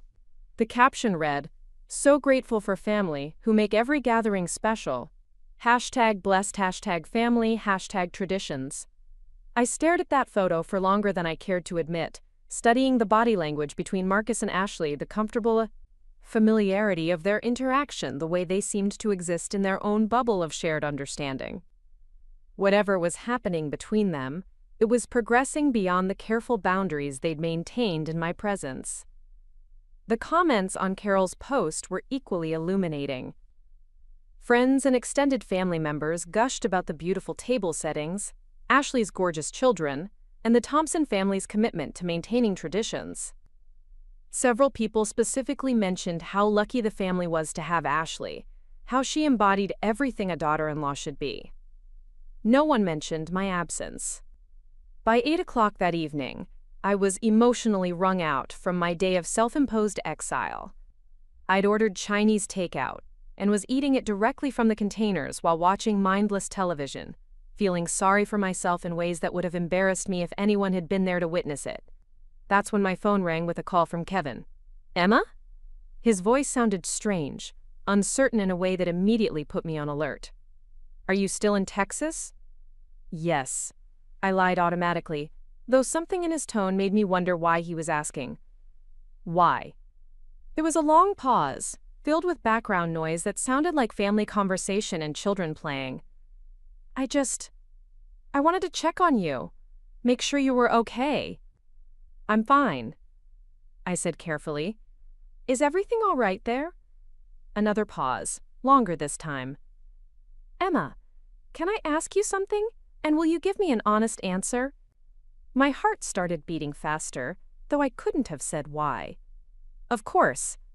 Have you noticed anything different about Marcus and Ashley lately? The question hung in the air between us like a bomb waiting to explode. Kevin wasn't calling to check on my travel arrangements or wish me a happy holiday. He was calling because he'd seen what I'd been seeing, noticed what I'd been noticing, and needed someone else to confirm that he wasn't imagining things. What do you mean? I asked, though we both knew exactly what he meant. They've been spending a lot of time together, Kevin said slowly, as if testing each word before releasing it. Talking about things that don't really involve me. Making plans together. And tonight. What happened tonight? They disappeared for over an hour, Kevin said, his voice dropping to barely above a whisper. Said they were going for a walk to help with digestion, but it's 30 degrees outside and they were gone long enough that Mom started asking questions. I closed my eyes, feeling the ground shift beneath me, even though I was sitting still. Did anyone else notice? Mom and Dad were busy with the kids and cleanup, Kevin said. But I noticed. And when they came back, they both looked, I don't know how to describe it. Guilty, maybe? Like they'd been caught doing something they shouldn't. The confirmation of my worst suspicions should have felt like vindication. But instead, it felt like a death sentence. My marriage was over, Kevin's marriage was in danger, and we were both finding out on Thanksgiving evening while our spouses were presumably together at his parents' house. Kevin, I said gently, what are you going to do with this information? I don't know, he admitted. I keep telling myself I'm imagining things, that I'm being paranoid, but then I see the way they look at each other, and I know I'm not crazy. You're not crazy, I confirmed, and saying it out loud felt like stepping off a cliff. I've been seeing it too. We talked for another 20 minutes, comparing observations and building a case neither of us wanted to make. Kevin had noticed the increased texting between Marcus and Ashley, the way they found excuses to be alone together, the subtle intimacy of their interactions that went beyond normal family relationships. I shared my own observations from recent family gatherings, the speech at Ashley's birthday party, and the growing distance between Marcus and me that coincided with his increased attention to his sister-in-law. The worst part, Kevin said as our conversation wound down, is that everyone thinks she's perfect. My parents, her parents, all our friends. If I accuse her of having an affair with my brother, who's going to believe me? What about Marcus? I asked. Would your parents believe their golden son was capable of betraying his marriage and his brother? Kevin's laugh was bitter. Marcus can do no wrong in their eyes. If something was happening, they'd find a way to blame it on us for not being good enough spouses. The truth of that statement hit like a physical blow. Even if we had concrete evidence of an affair, the Thompson family's first instinct would be to protect Marcus and Ashley while finding fault with Kevin and me. We were the expendable ones, the ones who didn't quite fit their vision of family perfection. I should go, Kevin said finally. They'll start wondering where I am. Kevin, I said before he could hang up, we need to be smart about this. If we're right about what's happening, we need evidence before we make any accusations. I know, he said. I just don't know if I'm strong enough to keep pretending everything is normal while I'm watching my wife fall in love with my brother. After Kevin hung up, I sat in my empty apartment processing the implications of our conversation. It was one thing to suspect your husband was developing feelings for another woman. It was another thing entirely to have those suspicions confirmed by the woman's husband. The affair was real, progressing, and happening right under the noses of a family who would rather blame the victims than acknowledge the betrayal. I spent the rest of that evening making plans I hoped I'd never have to execute. I researched divorce attorneys, calculated my financial resources, and began mentally preparing for a life that didn't include Marcus or his family. It felt premature and necessary at the same time, like buying insurance for a disaster you could see approaching. Friday morning brought a text from Marcus that was so casual it felt like an insult. Hope you had a nice Thanksgiving, family missed you, flying back today? I stared at the message for a long time before responding. The idea that they'd missed me was laughable, given the evidence Kevin had provided about Marcus and Ashley's disappearing act. But the bigger issue was Marcus's assumption that I would maintain our charade of normalcy, that I would pretend to return from a trip I'd never taken and resume our marriage as if nothing had changed. "Flight delayed," I texted back. "Won't be home until late tonight." It wasn't entirely a lie. My flight back to reality was definitely delayed, and it would be late before I was ready to face whatever came next. I spent Friday wandering around Chicago, visiting museums and coffee shops and bookstores, trying to remember who I was outside of my role as Marcus Thompson's disappointing wife. It was a strange kind of freedom, being anonymous in my own city, observing other people's lives without having to perform happiness or success for their benefit. In the Art Institute, standing in front of a painting that depicted a woman alone in a garden, I had what felt like an epiphany. The woman in the painting looked contemplative, rather than lonely, self-possessed rather than abandoned. There was dignity in her solitude, strength in her independence. For the first time in months, I could envision a life where being alone didn't equal being diminished. That evening, I finally returned to my apartment to prepare for Marcus's homecoming. I had spent the day building emotional armor for the conversations that lay ahead, but I wasn't prepared for what I found when I walked through our front door. Marcus was already home, sitting at our kitchen table with his laptop open and papers spread around him. He looked up when I entered, and his expression was guilty in a way that immediately put me on high alert.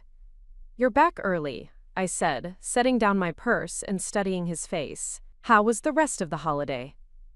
"Fine," Marcus said quickly, closing his laptop as if it contained state secrets. "How was your family?" "They were good," I lied, maintaining our mutual deception. "My mother sends her love."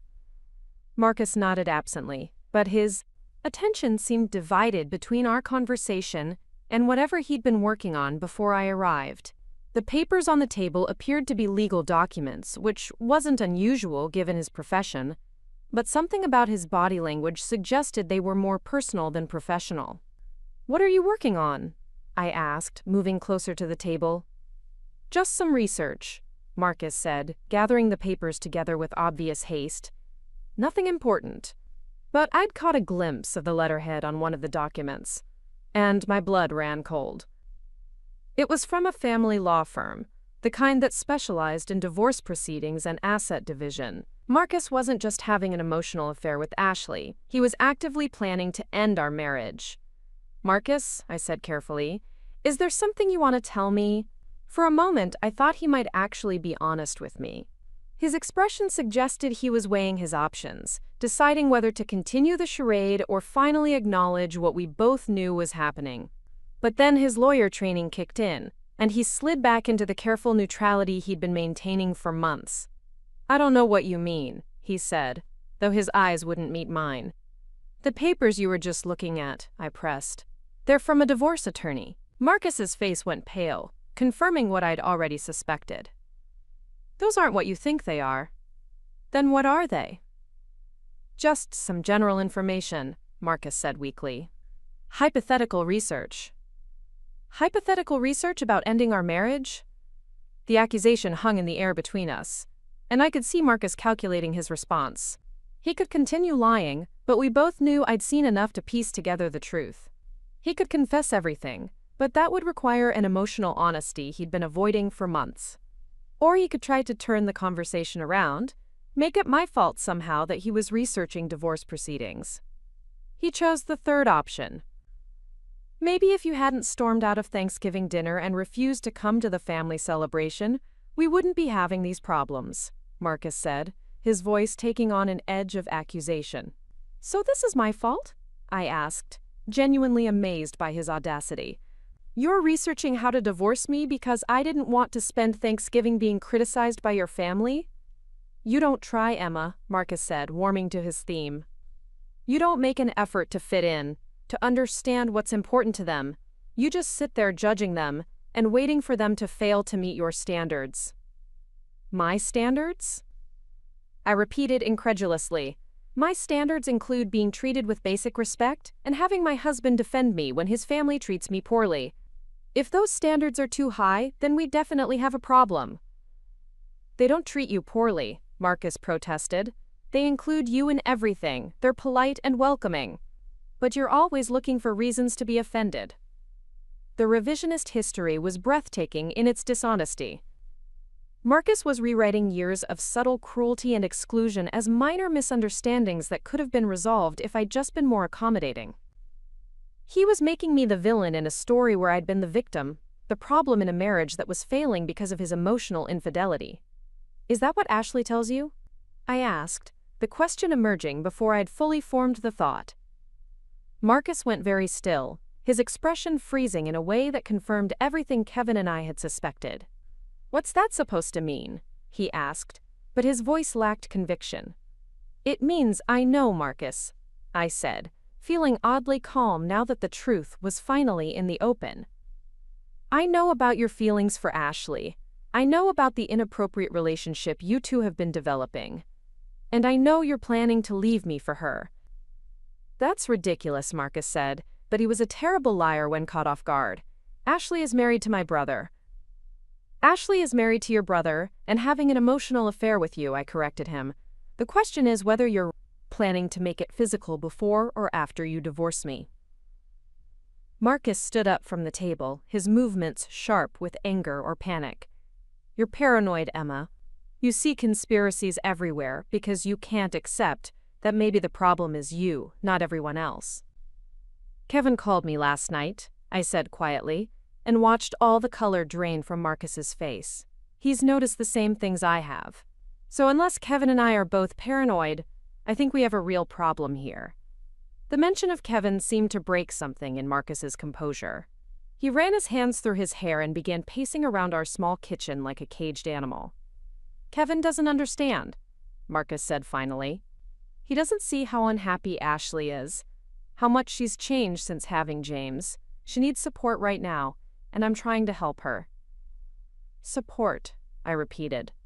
Is that what you call it when you disappear with your brother's wife for over an hour during family dinner? Marcus stopped pacing and stared at me.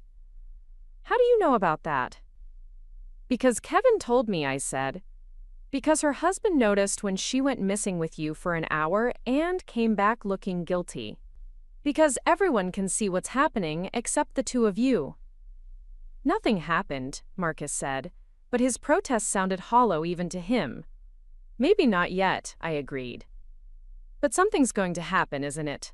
That's why you're researching divorce attorneys. You're planning to leave me so you can be with Ashley. Marcus didn't deny it this time. He just stood there looking trapped and resentful, as if I was the one creating problems by pointing out his betrayal. Ashley understands me, he said finally, and the words hit like a slap. She understands my family, my obligations, what's important to me. You've never really tried to understand any of that. Ashley grew up in your world, I pointed out. She didn't have to try to understand it because she was born into it. But more importantly, she doesn't challenge it. She doesn't ask you to be better or expect you to defend the people you claim to love. She doesn't make everything about herself, Marcus shot back. She thinks about the family, about what's best for everyone, not just her own feelings. The comparison was brutal in its clarity. In Marcus's mind, Ashley was the selfless woman who put family harmony above personal needs, while I was the selfish wife who expected too much consideration. The fact that Ashley's selflessness primarily benefited herself and her position in the family was apparently irrelevant to his assessment. So you've made your choice, I said, surprised by how steady my voice remained. Ashley is the woman you want to be with, and I'm the inconvenient wife you need to dispose of. It's not that simple, Marcus said, though we both knew it was exactly that simple. It's simple enough, I replied. You're in love with your brother's wife, you're planning to divorce me, and you're trying to make it my fault so you don't have to feel guilty about it. Marcus opened his mouth to protest, then seemed to realize there was no point in continuing the charade. What do you want me to say, Emma? That I'm sorry? That I never meant for this to happen? I want you to say something honest, I said. Just once, I want you to tell me the truth instead of trying to manage my reaction to it. Marcus was quiet for a long moment, and when he finally spoke, his voice was softer but no less devastating. I love her, he said simply. I've been trying not to, but I do. And she loves me too. The confession should have destroyed me, but instead it felt like relief. Finally, we were dealing with reality instead of the careful fiction we'd been maintaining for months. "What about Kevin?" I asked. Marcus's face darkened. "Kevin doesn't appreciate what he has. He takes Ashley for granted, treats her like a household manager instead of recognizing how special she is." "What about your marriage vows? What about the commitment you made to me? What about the life I could have with someone who actually wants to be part of my family?" Marcus countered. "Someone who doesn't see my parents as the enemy or treat family obligations like personal attacks?" We stared at each other across our kitchen, both of us finally acknowledging the fundamental incompatibility that had been destroying our marriage from the beginning. I wanted a husband who would choose me over his family's comfort. He wanted a wife who would never ask him to make that choice. I needed a partner who would defend me. He needed someone who would never require defending. "So what happens now?" I asked. "I don't know," Marcus admitted. "Ashley and I haven't made any definitive plans. But you've discussed it." "We've talked about it, yes." The casual admission that my husband and his sister-in-law had been discussing the end of both their marriages felt like the final nail in the coffin of whatever relationship Marcus and I had left. "And what about Kevin and me?" I asked. "Do we get any say in these plans you've been making?" Marcus's expression turned defensive again. "Kevin will be fine. He's young, successful, attractive. He'll find someone else who appreciates him." "And me?" Marcus looked at me for a long moment, and I could see him weighing his words carefully. "You deserve someone who can give you what you need, Emma. Someone who doesn't come with family complications that you can't handle." The dismissal was complete and brutal. I wasn't just losing my husband to another woman.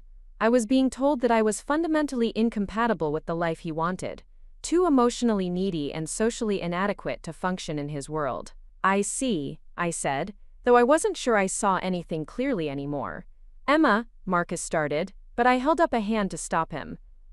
"I think I need some time to process this," I said. "Maybe you should stay somewhere else tonight." Marcus nodded, looking almost relieved to be free of the conversation. "I'll pack a bag." As I watched my husband gather clothes and toiletries for what we both knew was more than a one-night absence, I felt something inside me crystallize into cold, hard resolve. Marcus and Ashley thought they could dismantle 2 marriages and rebuild their lives on the wreckage without consequences. They believed they could hurt Kevin and me while maintaining their positions as the family favorites, the golden couple who deserved happiness more than the inconvenient spouses they were discarding. They were about to learn how wrong they were.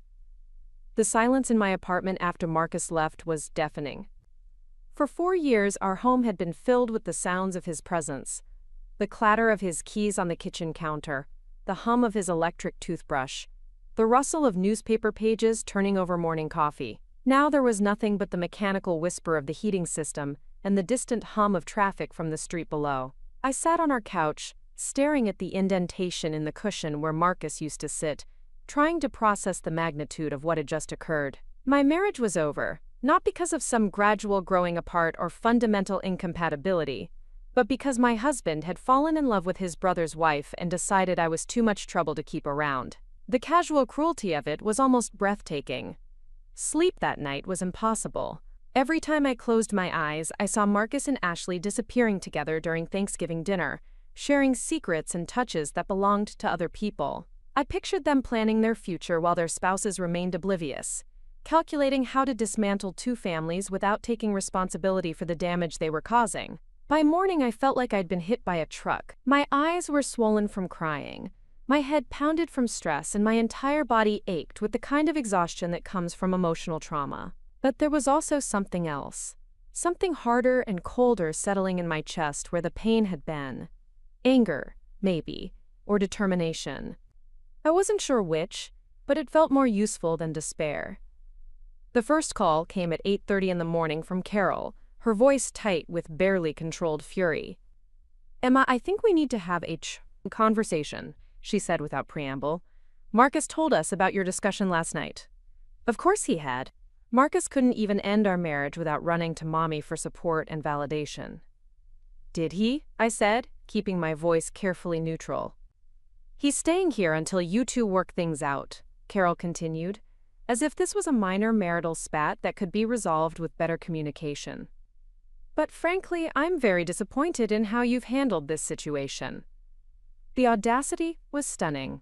Her son had just confessed to having an emotional affair with his sister-in-law, and somehow I was the one who had handled things poorly. How exactly should I have handled discovering that my husband is in love with another woman, I asked. Carol's sharp intake of breath suggested I wasn't supposed to state the situation quite so bluntly. Marriage is about compromise, Emma. It's about working through difficulties together, not giving ultimatums when things get challenging. Challenging, I repeated. Is that what we're calling adultery now? No one has committed adultery, Carol said quickly. Marcus and Ashley have developed a close friendship, nothing more. You're being dramatic. The gaslighting was so blatant it would have been funny if it weren't destroying my life. Carol, Marcus confessed last night that he loves Ashley, and she loves him back. They've been planning to leave their spouses. How exactly is that just friendship? Marriages go through rough patches, Carol said, her voice taking on the tone she might use with a particularly slow child. The mature response is to fight for your relationship, not throw it away at the first sign of trouble. The first sign of trouble? My voice was rising despite my efforts to stay calm. I've been fighting for this relationship for 4 years while your family treated me like an unwelcome guest. I've tried to fit in, tried to earn your acceptance, tried to be the daughter-in-law you wanted, and now that Marcus has betrayed our marriage, somehow that's my fault too? You never tried to understand our family, Carol said, her mask of maternal concern slipping to reveal the steel underneath. You came into our lives with your own agenda, expecting us to change for you instead of making an effort to appreciate our traditions and values. Your traditions and values, I said slowly, apparently include covering up emotional affairs and blaming the wife when her marriage falls apart. That's enough, Carol snapped. I won't have you speaking about this family that way. We've been nothing but welcoming to you, and this is how you repay our kindness. The conversation deteriorated from there, with Carol alternating between accusations that I'd driven Marcus away and suggestions that I could win him back if I just tried harder to be the wife his family wanted. By the time I hung up, my hands were shaking with rage and disbelief. The second call came an hour later from Robert, who took a different approach but arrived at the same conclusion. Emma, I'm calling as someone who cares about you, he began, his voice warm with the kind of false sympathy that made my skin crawl. I think you're making a mistake by pushing Marcus away when what he needs right now is understanding and support. Support for what, I asked. For cheating on me with his brother's wife? Now, that's not fair, Robert said firmly. Marcus hasn't cheated on anyone. He's going through a difficult time, questioning his choices, and instead of being the supportive wife he needs, you're creating drama and ultimatums. The revisionist history was remarkable. In Robert's version, Marcus was the victim of an existential crisis rather than a man who had pursued his sister-in-law while lying to his wife. I was the unreasonable harpy who couldn't support her husband through his time of need. What about Ashley? I asked. Is she also going through a difficult time that excuses her behavior? Robert's pause was telling. Ashley is a mother of 3 young children. She's under tremendous stress, and sometimes people in that situation make poor choices. The important thing is that both Marcus and Ashley recognize their mistake and recommit to their marriages. Their mistake, I said flatly. That's what we're calling a months-long emotional affair that they've been planning to turn into physical abandonment of their spouses. You're being melodramatic, Robert said, his patience clearly wearing thin. If you could just step back from your own hurt feelings and think about what's best for the family as a whole, you'd see that this situation can be resolved. What's best for the family? I repeated. And what exactly would that look like? Forgiveness, Robert said simply. Maturity. Understanding that marriage is bigger than individual happiness or temporary attractions. Ashley and Marcus made an error in judgment, but they're both fundamentally good people who can move past this if their spouses are willing to work with them. The framework was breathtaking in its one-sidedness. Ashley and Marcus were good people who had made an error in judgment, while Kevin and I were the petty, unforgiving spouses who needed to work harder to save marriages that had been betrayed.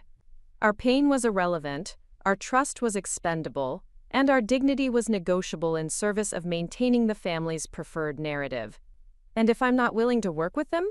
I asked. Robert's voice turned cold. Then I suppose you'll need to live with the consequences of that choice. The threat was implicit but clear. If I didn't play along with their version of reality, I would be cut off from the family entirely. Which, given how they'd treated me for 4 years, sounded more like a reward than a punishment. The calls continued throughout the day. Kevin reached out in the afternoon, his voice strained with exhaustion and confusion. Ashley told me about her conversation with Marcus, he said without preamble. She says they were just talking about family pressures and marriage difficulties, nothing inappropriate. Do you believe her? I asked. Kevin's silence stretched long enough to answer the question. I want to, he said finally, but the explanation doesn't match what I've been seeing with my own eyes. What are you going to do? I don't know, Kevin admitted. Ashley's pregnant. The words hit like a physical blow. What? She told me this morning.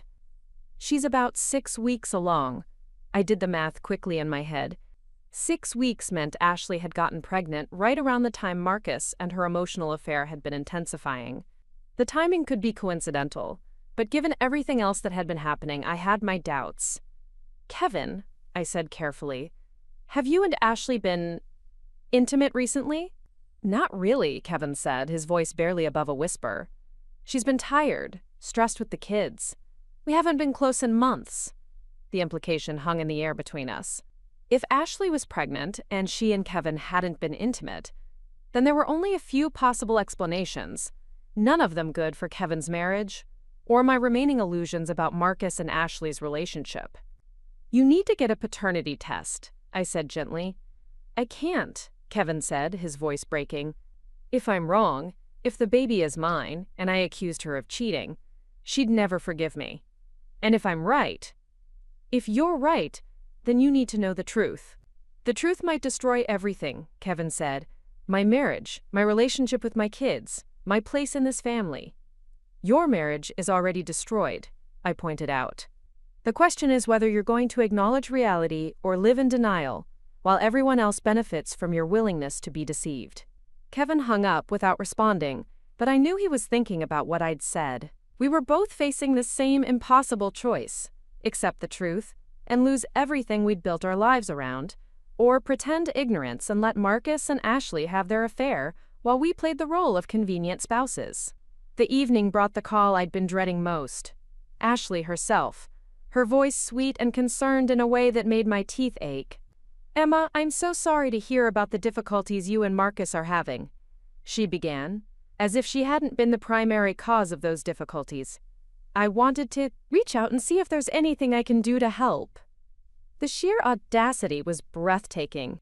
Ashley was calling to offer comfort for the marriage she'd helped destroy, positioning herself as the caring sister-in-law who wanted to support me through this challenging time. That's very thoughtful, I said, my voice saccharine with false gratitude. But I think you've done enough already. I'm not sure what you mean, Ashley said, though her tone suggested she knew exactly what I meant. I mean that offering to help fix a marriage you've spent months undermining is a bit rich, even for you. Ashley's pause was brief, but I caught it. Emma, I think there's been some kind of misunderstanding. Marcus and I are family, nothing more. If he shared some personal struggles with me, it's only because he needed someone to talk to. Someone to fall in love with, you mean? That's not what happened, Ashley said firmly. Marcus is going through a difficult time in your marriage, and sometimes people in that situation develop confused feelings. But it's nothing that can't be worked through if everyone involved is willing to be mature about it. The gaslighting was so smooth it was almost artistic. In Ashley's version, Marcus had developed confused feelings because of problems in our marriage, not because she had encouraged and reciprocated his attention. She was the innocent bystander who had somehow become the object of misplaced affection, not the woman who had actively pursued her brother-in-law while pregnant with someone else's child. And I suppose your feelings for Marcus are also just confusion? I asked. I don't have feelings for Marcus beyond normal family affection, Ashley said, But something in her voice suggested even she didn't believe that lie. If he's misinterpreted my sisterly concern, that's something he needs to work through in his own marriage. With your help, apparently. With professional help, Ashley corrected smoothly. I've already suggested that both of you consider marriage counseling. There are excellent therapists who specialize in helping couples work through these kinds of challenges. The suggestion that I should seek therapy to fix a marriage Ashley had helped break was so outrageous it left me momentarily speechless. She was literally recommending that I pay a professional to help me compete with her for my own husband's affection. How generous of you, I managed finally. I just want what's best for everyone, Ashley said, her voice dripping with false sincerity. Kevin and I have been so happy together, and I hate to see other couples struggling when there are resources available to help. The reference to her happiness with Kevin while she was carrying another man's child was the final straw. Ashley, I said, my voice deadly calm. Let me be very clear about something. I know what you and Marcus have been doing. I know about the emotional affair, the plans you've been making, and the lies you've been telling your respective spouses. And I know about the pregnancy. Ashley's sharp intake of breath confirmed that I'd hit my target. I don't know what Marcus has told you, she said, her voice losing some of its sugary warmth. But you're misunderstanding the situation. Am I? Because from where I'm sitting, it looks like you've been having an affair with your brother-in-law while lying to your husband and manipulating your in-laws into believing you're the innocent victim of unwanted attention. That's a terrible thing to say, Ashley said, but her protest lacked conviction. It's a terrible thing to do, I countered. But I suppose someone who can betray her husband and her marriage vows wouldn't have much trouble lying about it afterward. I think this conversation has gotten out of hand, Ashley said, her mask of concern finally slipping to reveal something harder underneath. You're obviously very upset, and you're saying things you don't mean. I'm saying exactly what I mean, I replied, and what I mean is that your little game is over. Kevin suspects the truth, I know the truth, and eventually everyone else will know the truth too. No one will believe you, Ashley said, and for the first time in our conversation, she sounded genuinely confident. I've been part of this family for years. I have 3 children with Kevin, a 4th on the way, and a reputation that speaks for itself. If you start spreading malicious rumors about me, everyone will see it for what it is. A bitter woman trying to destroy others because her own marriage failed. The calculation was chilling in its accuracy. Ashley had spent years building social capital with the Thompson family and their wider circle. She was the beloved daughter-in-law, the devoted mother, the woman who embodied everything they valued. I was the outsider who had never quite fit in, who had caused drama at family gatherings, who had failed to produce children or properly appreciate their traditions. In any conflict between us, Ashley would be believed and I would be dismissed. The affair would be reframed as my paranoid delusion, the pregnancy would be accepted as Kevin's without question, and I would be painted as the unhinged ex-wife who couldn't accept responsibility for her failed marriage. You're probably right, I said quietly, but that doesn't make it less true. Truth is subjective, Ashley said, her voice returning to its earlier sweetness now that she'd established her superior position. And the truth that matters is that I'm a devoted wife and mother who has never done anything inappropriate with Marcus or anyone else. If you choose to believe otherwise, that's your prerogative, but it won't change reality. After Ashley hung up, I sat in my empty apartment trying to process the sheer scope of what I was facing. Not only had my marriage been destroyed by people I'd trusted, but I was being systematically gaslit by everyone involved. Marcus was the confused husband going through a difficult time, Ashley was the innocent sister-in-law who had done nothing wrong, and I was the unstable wife who was making wild accusations because I couldn't handle my marriage's natural problems. The narrative was airtight, and my position was completely untenable. If I fought back, I would be dismissed as crazy. If I stayed quiet, I would be complicit in my own destruction. Either way, Marcus and Ashley got what they wanted, while Kevin and I paid the price for their choices. But the calls weren't finished. The next morning brought the final blow. Delivered by Carol with the kind of crisp efficiency she might use to cancel a disappointing catering service. Emma, after much discussion, Robert and I have decided that it would be best if you didn't attend any family gatherings for the foreseeable future, she said without preamble. The statement was so blatantly unfair that it took me a moment to process it fully. You're banning me from family events? We're protecting the family from unnecessary drama, Carol corrected smoothly. Your accusations against Ashley and your refusal to work on your marriage with Marcus have created an uncomfortable situation for everyone involved. My accusations, I repeated slowly. You mean my objections to my husband having an emotional affair with his brother's wife? Your paranoid delusions about a relationship that exists only in your imagination, Carol said firmly. Ashley is devastated by your allegations, and frankly, we can't subject her to that kind of hostility while she's pregnant and vulnerable. The victim blaming was so comprehensive it was almost impressive. Ashley was the vulnerable pregnant woman being attacked by the bitter ex-wife, rather than the woman who had helped destroy 2 marriages while carrying another man's child. I was the source of hostility and drama, rather than the person whose life had been systematically dismantled by people she'd trusted. So I'm banned from Thanksgiving, I said.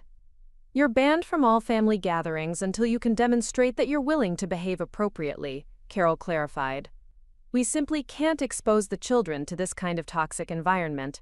The children, Ashley's children, who would now be protected from the toxic influence of the woman whose marriage their mother had helped destroy. The irony was so thick I could taste it. What about Christmas? I asked, though I already knew the answer. Christmas is about family, Emma. About love and forgiveness and coming together in peace. If you can't commit to those values, then you don't belong at our celebration. The finality in Carol's voice made it clear that this wasn't a temporary punishment or a negotiating position. I was being permanently exiled from the Thompson family, banned from holidays and gatherings, and the social circle that had never really accepted me anyway. I see, I said, my voice surprisingly steady. And Marcus is fine with this decision? Marcus is focused on healing and moving forward, Carol said. He doesn't need the additional stress of managing your emotional reactions to situations you've misunderstood. Of course he doesn't. Emma, Carol's voice softened slightly, taking on the tone of someone delivering difficult but necessary medicine. I know this is hard to hear, but sometimes the kindest thing we can do for someone is help them see reality clearly. Your marriage to Marcus was never a good fit. You came from different backgrounds, had different values, wanted different things. Instead of accepting that incompatibility and moving on gracefully, you've spent years trying to force something that was never meant to be. The revisionist history was breathtaking.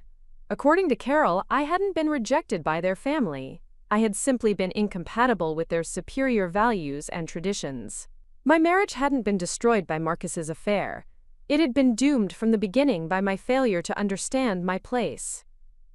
And Ashley? I asked. I suppose she and Marcus are perfectly compatible? Ashley understands family loyalty, Carol said simply. She knows how to put the needs of others ahead of her own desires. Those are qualities that matter in a successful marriage.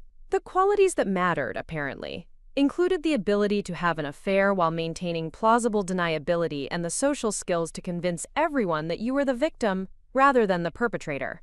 Ashley's talent for manipulation was being reframed as family loyalty, her betrayal of Kevin was being ignored entirely, and her destruction of my marriage was being presented as a natural consequence of my own inadequacy. I understand, I said, though understanding and accepting were 2 very different things.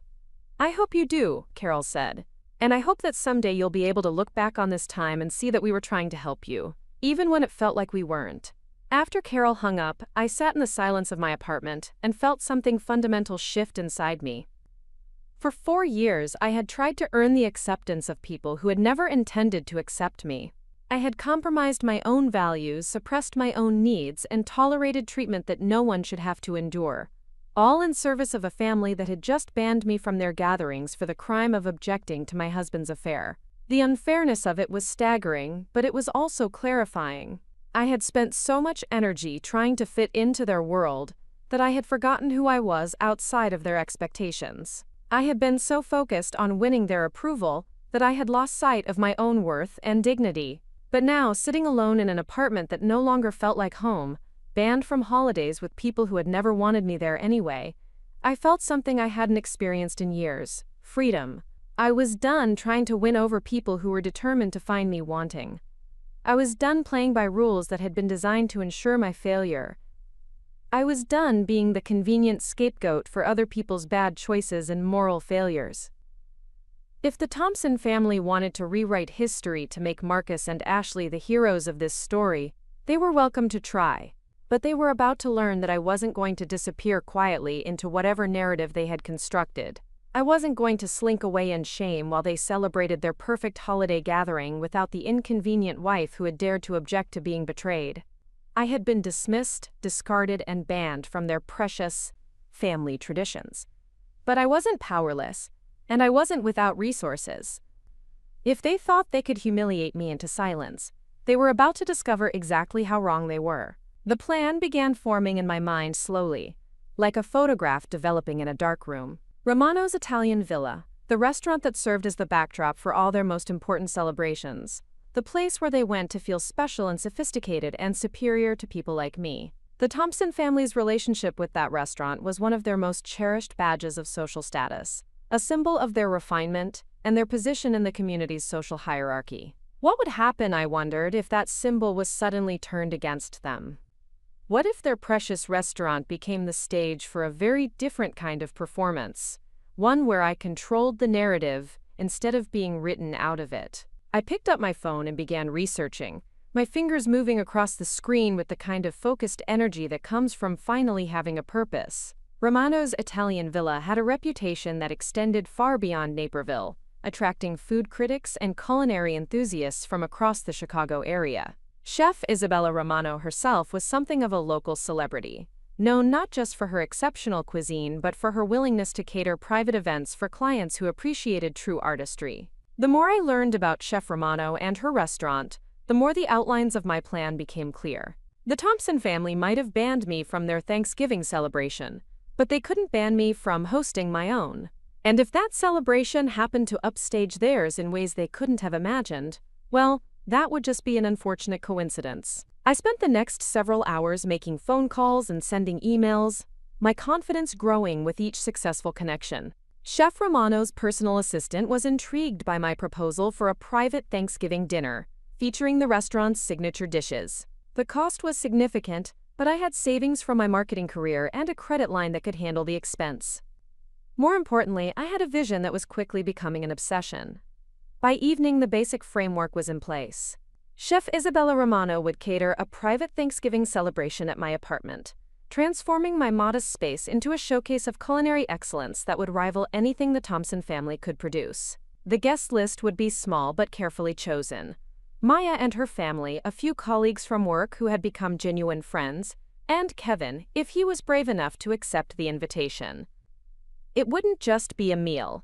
It would be a statement, a declaration that I refused to be erased from the story, that I had value and dignity regardless of what the Thompson family believed, and that their attempts to humiliate me had only motivated me to create something better than anything they could imagine. The Thompson family wanted to celebrate Thanksgiving without the inconvenient wife who didn't understand their traditions? Perfect. They could have their predictable family gathering with the same menu they'd been serving for decades, while I hosted an event that would remind everyone exactly what they'd thrown away. As I finalized the details of my plan, I felt something I hadn't experienced in months. Excitement. For the first time since my marriage had started falling apart, I was moving forward instead of just reacting to other people's choices. I was creating something positive out of the wreckage of my life, transforming my exile from their family into an opportunity to build something better. The Thompson family had made their choice. They had chosen Ashley over me, tradition over truth, comfort over justice. But they had made one crucial error in their calculations. They had underestimated exactly who they were dealing with. I wasn't the broken, submissive woman they expected me to be. I was Emma Martinez, the scholarship kid from Texas, who had fought her way into their world and built a successful career through determination and intelligence. I had spent 4 years playing by their rules and accepting their judgment, but those days were over. If they wanted a war, they would get one. But it would be fought on my terms, with weapons they didn't even know I possessed. The banned wife was about to remind them exactly what they'd lost, and exactly what they'd never deserved in the first place. The morning of Thanksgiving arrived with crystal-clear skies and endless possibilities. I stood in my kitchen at dawn, watching Chef Isabella Romano transform my apartment into culinary perfection. Her team moved with precision, creating an atmosphere of sophisticated elegance that would rival any high-end establishment. "Today isn't just about food," Isabella said, arranging her ingredients with artistic flair. "It's about showing the world exactly who you are when you're not dimming your light for other people's comfort." Maya arrived first, followed by my colleagues Tyler and Sarah, then Kevin, who looked lighter than I'd seen him in months. We gathered around a table set with restaurant-quality linens and flowers, sharing courses that were nothing short of magnificent. The conversation flowed naturally, filled with laughter and genuine connection. Kevin raised his glass during dessert. To Emma, for reminding us that family isn't about blood relations or social obligations. It's about people who choose to celebrate each other. 3 hours later, my phone exploded with notifications. Maya had posted photos of our feast, and the images were being shared across social media. Comments poured in from friends and acquaintances, all asking about the incredible spread and the elegant atmosphere. Then Carol called, her voice tight with fury. "You hired our restaurant's chef? That's our place, Emma. You had no right." "Chef Romano runs a business," I replied calmly. "I was a paying customer." "This is vindictive and petty," Carol snapped, "flaunting your dinner party while we were having our traditional family celebration." "I hosted friends who wanted my company," I said. "If that somehow diminishes your gathering, perhaps you should examine why." Carol's tone shifted to false concern. "Your behavior is becoming erratic. We're worried about your mental state." "My mental state is excellent," I replied. "I've never been clearer about what truly matters." After she hung up, I felt profound peace. The contrast between my authentic celebration and years of Thompson family performances was startling. 3 weeks later, Kevin called with news that validated everything. The paternity test came back. "You were right about Ashley's baby." Marcus and Ashley's affair was finally exposed, but the family continued protecting their golden couple while Kevin filed for divorce. They rewrote the betrayal as a love story, exactly as I'd predicted. "Want to have dinner sometime?" Kevin asked.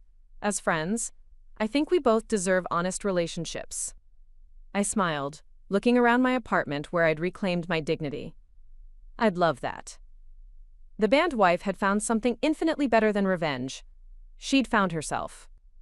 Up next, you've got 2 more standout stories right on your screen. If this one hit the mark, you won't want to pass these up. Just click and check them out.